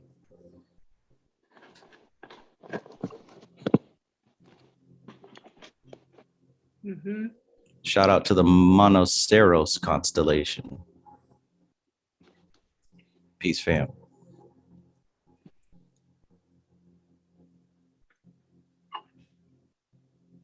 Yeah. And I think what you said earlier really illustrates too.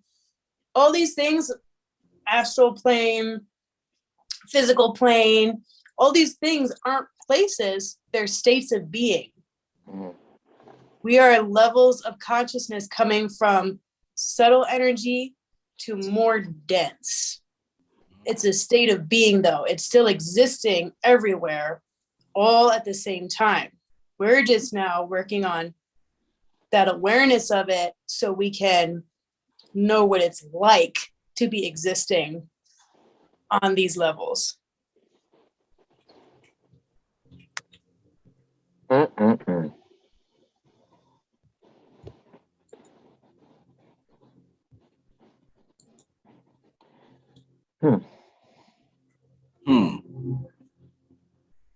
Every plane has its own vibratory rate. So every body that we have on those planes has its own rate. The physical plane has a physical body to interact with it. So that's why we experience a physical body. The astral plane has an astral body. And in order for us to interact with the astral plane, we've got to come into a familiarity with the astral body. Because before we come into a conscious familiarity with the astral body, it is dormant. The same way that the consciousness in a rock is dormant. Life is there. You can just barely detect it. So your astral body, it's there somewhere on the astral plane, but it's not really aware of itself. You have to do the work to activate it. And even further for the mental plane.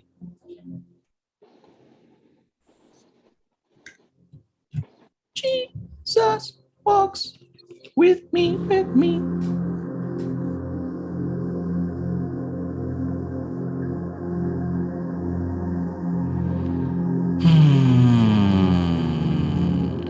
Good stuff. Society Eject says, Mr. Soul, yep, the only thing that leaves was never here, never created, no beginning, no end. UMP says, we live in multiple lives concurrently. Framestar Film says, just as Jesus eats our sins, the jackal, Anubis, eats our flesh, releasing us from skin and sin in order to cross the abyss.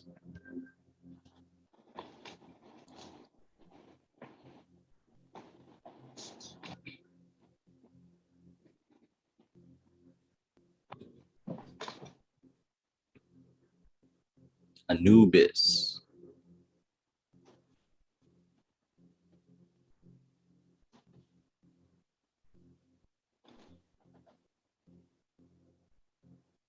Good stuff. Now Laura has made me hungry. That's a fact.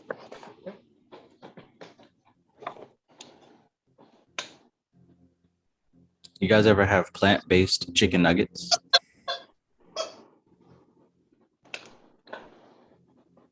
I never had them. I try a bunch of different brands because they're good, but they always seem a bit bland. Like you have to have sauce or seasoning. Otherwise, it just tastes like nugget texture with no taste. Yeah, I have some vegan places out where I live at. I remember my grandma took me one. It was pretty interesting. They had like, it was crazy. It looked like a real baked chicken. It had a bone in it, but it wasn't a real bone. What? It looked like a bone, but it wasn't a bone. And it was like some type of like wood or something like that they cooked it on. Like Good. yeah, but it was like they put the plant meat around it, whatever you want to call it, and formed it to look like a chicken, had like all veganed up. I was like, wow. Made me thought I was looking like it tasted great too though. So like, I'm about to go back now, making me think about Sounds it. amazing. I would love to try that. Yeah, people actually take it another level with this. You can pretty much get, if you find a good vegan restaurant, you can get some stuff there like vegan anything. That sounds cool.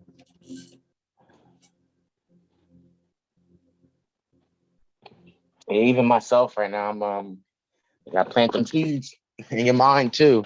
But I've been let's see if I can pull my camera up and go outside. Because I'm trying, like I was saying last time, how do I start this? Got a bunch of shit grown. Nice. That's my chives, a bunch of like small herbs and whatnot. Just trying, like you're saying, like taking the time to eat healthier. But even this is a whole understanding, planting. It's interesting. Done Yeah. it before, but Yeah, I can't wait to get into that. it's interesting. I'm trying to, like, it's might as well. Like I had like a whole theory. Is like and most people go to the store to buy fruit. And we all know, everybody's been through the whole health situation. We all kind of know the basics. Like, it's not healthy. They do this with the fruits. Da, da, da. I'm like, man, I might as well just grow it, get some pots, plant it, and then, it's your own food. Go to like your local farmer, Amish market, or find a butchery around yourself locally. Go to source, man. Why go to the middleman? You go straight to source. Yeah. That, and also, working with energy, and I'm sure putting energy into these plants and concentration, focus on that, I'm sure that has an effect on it. 100%. I think also I have a whole theory putting the crystals with certain plants. Like I've done that like last time I did this a couple years ago, and I'm actually gonna I'm gonna try to experiment. I'm gonna come back with you guys by the end of this summer. We're having an experiment because I'm gonna take 2 pots and pick one with crystals, same plant, same situation, same environment. I put them in and see what happens and see how they grow. Because I have a theory that you just putting the crystals with it in the dirt will help, but probably a little more science to that. Makes sense.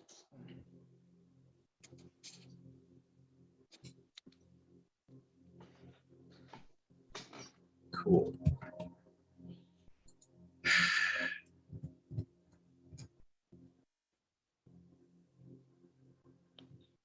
Definitely, I'm also really excited to get into mystical Kabbalah. That is going to be very interesting. Yes. But I Once think all bad. notice it once again. Yeah, I'm ready. Yeah, because I kind of dabbled in it when it's something, it's there in the beginning. You see it because the name. So, I dabbled, but now I like going into it now. So I kind of want to go in with a fresh mind. So I kind of been just trying to go in with a fresh mind, having like some of these pre-code notions. And something popping up I wanted to ask too. I found it very interesting that he was even talking about how there's like the Kabbalah with the K is dealing with the more Hebrew side, and we said the Kabbalah with the Q. They're 2 different, right? Mm-hmm. More at the Hermetic side. Okay, yeah. Now, I'm wondering eventually, I guess, one would have to go learn, obviously, the other half in the Hebrew side. So I listened to a lot of A.R. Rashid, and he be dropping, but now I'm even realizing, because I listened to him recently, he talks about it from the Kabbalah, from the K side, the Hebrew side. Right. So I'm like, it's interesting, because y'all teach it from two totally different angles, and it's nice though, because you see the similarities in it still. Yeah. There's also the Kabbalah with the C, which you're absolutely right. A.R. Rashid does focus on the Hebrew aspect of things. I focus on the Hermetic Western aspect of things because it blends into, basically what I've been studying all along with ceremonial magic. So it's I don't want to say more free form because there are rules and regulations to it, but it just blends in more seamlessly with our modern culture. Kabbalah with a K, that's very much inherent to like the older ways. Yes. I totally can agree. Like, even like, that's why I said I love reading these yoga books, because even with I was like, Rush, he talk about, he's talking about when you are studying, follow like, from the Hebrew side, learning the words would be good. And I'm like, and I kind of started writing some of them down, trying to just get understanding of it. But then I'm like, oh shit, we're learning these same words just from a different language. Right. I'm like, okay. So like the from like, a lot of this stuff, when I'm talking about like the Aleph and the Beth, they're all like talking the Aleph, Beth, and there's two other ones, but there was also like the different the levels of the worlds. So that's the same thing as we were just talking about, or we're getting into in Samkhya Darshan, you know what I mean, which we've been talked about. So it's just, like how you look at it in the angle, whatnot. And I like to say the yoga because it's a very easy transition. It's not like the kind of line up, if you can see it for it. I'm like, oh, okay. Yeah, it's gonna get a little juicy towards the end.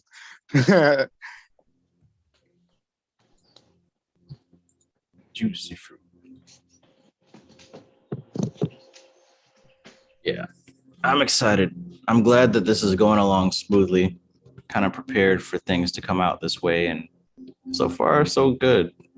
I have a really good feeling about going through the book this time around because I've already read it a few times. And I know the first time I didn't understand any of it. The most recent time I had a better grasp, but I know now because of what I've gone through with yoga, Samkhya, and all these other different books, I'm going to be able to take it in a whole lot better. And I already took like extensive notes on the book. So, I mean, like, I'll get to expand them. Hell, I might even write my own version of it with all these notes I've taken. Good stuff. I mean, if you even start writing notes, you would definitely be able to understand even more, because then you have to teach it out. Mm-hmm. But at that point, it's definitely going to be solidified, because you have to go back like 5 times just to make it teachable. But Right. you already did it, though.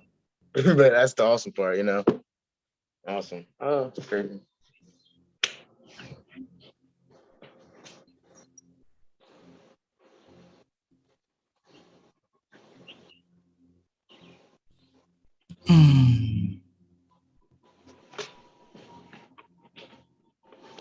Yeah. Appreciate you guys being here once again. Please do the work. If you can make time for yourself to just sit down and try some of these things out, meditate for just a moment, 5 minutes, 10 minutes. It's not going to kill you. As a matter of fact, you're going to find that there's a level of theory, right? And that level of theory is you might know the lingo, the words to use, the buzzwords. You might be able to talk about it. You might know what some of the symbols mean. And that's one level. But that doesn't really come into activation until you do the next level, which is practice. And practice is taking these things into meditation. That is learning how to still the body, learning how to still the mind, and learning how to observe clearly without being influenced by your internal environment or your external environment. And when you're able to practice being able to observe without emotional influence, mental influence, physical influence, when you're able to learn how to do that, that's when you want to start contemplating the subject matter that we've been studying, because you're going to be able to see it clearly in that state. So if you haven't done this yet, that's like going to the gym and only working out one arm. This arm is going to get all muscled up, but this arm is going to look ridiculous. So in order to really have that balance, you got to have the study and the practice.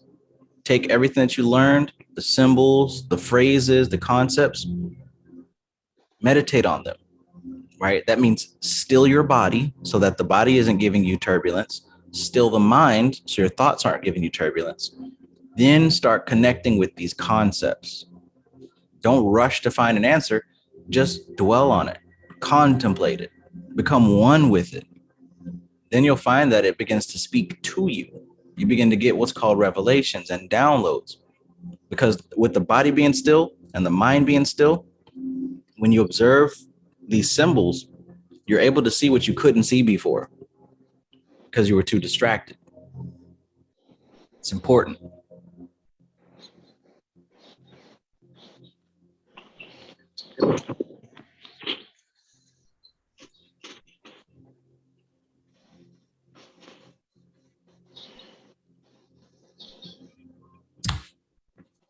All right. Mm-hmm.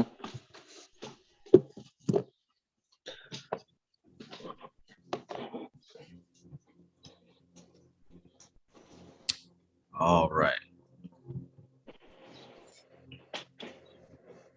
That being said, I think that I'm about to log off and get back to some of the work that I was doing beforehand. All righty. Big stuff coming very soon. Once again, if you're thinking about going to the Master Student Conference in June the 6th in Atlanta, go ahead and get your ticket now, because this morning he said that there were 30 seats available. That was before the live stream that we did this morning at 11. So I'm not sure how many seats are left now, but if you're on the table, on the fence, you might want to go ahead and get your ticket. If you want to do that, just contact me on Instagram or in the comments or whatever. I'll shoot you the link. But otherwise, Real quick before you go, when was your next class you talking about is going to start again? I'm going to start it in June after the conference. Okay, word. All right. I'll see if I'll be able to make that one. Yeah. Really taking everything that I've learned from the students with the first two classes, and this one is really going to be fleshed out. So yeah. Word. All right, man. Well, thanks for your time, man. Appreciate it a lot. Thank you for your input. Fire session. Definitely. All right, man. Peace, chat. Everybody have a good day. Peace.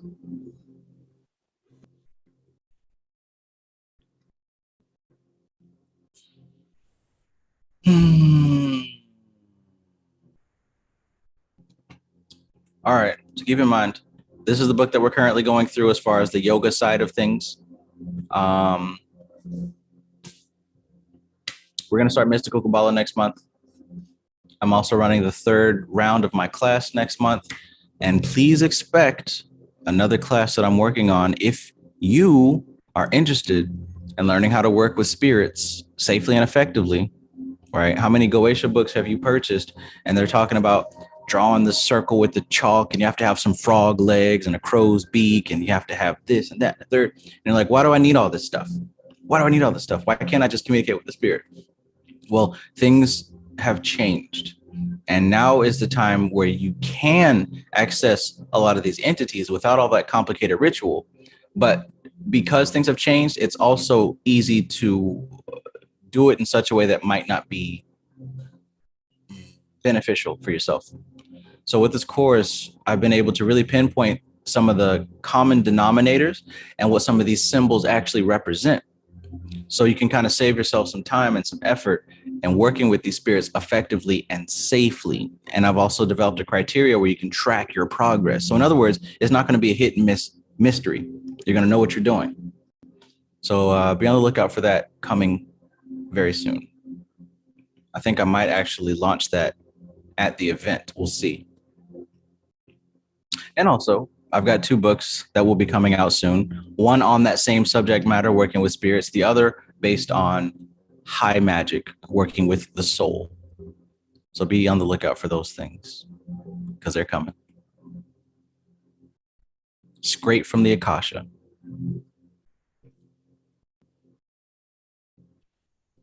Sound good? Does that sound like something that you guys are interested in? Let me know in the chat.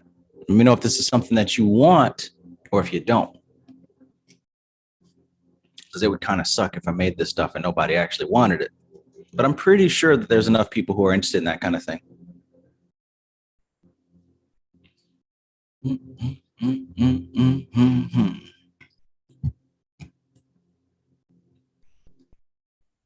Cool. Awesome.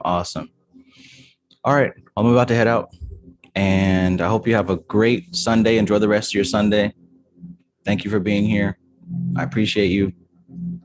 Life is good. You don't have to suffer. You don't have to suffer.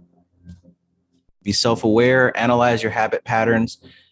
And if there's something there that you do not like, you do not want, find out how to change it and then implement that change. That's your power. You have the power to change your personal reality. Take it. Use it. You got plenty of tools.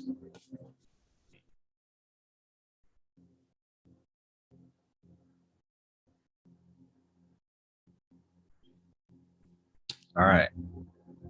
So have a good evening. This is TK Trav, aka Travis Mages, here with LVX777. I love you all. Peace.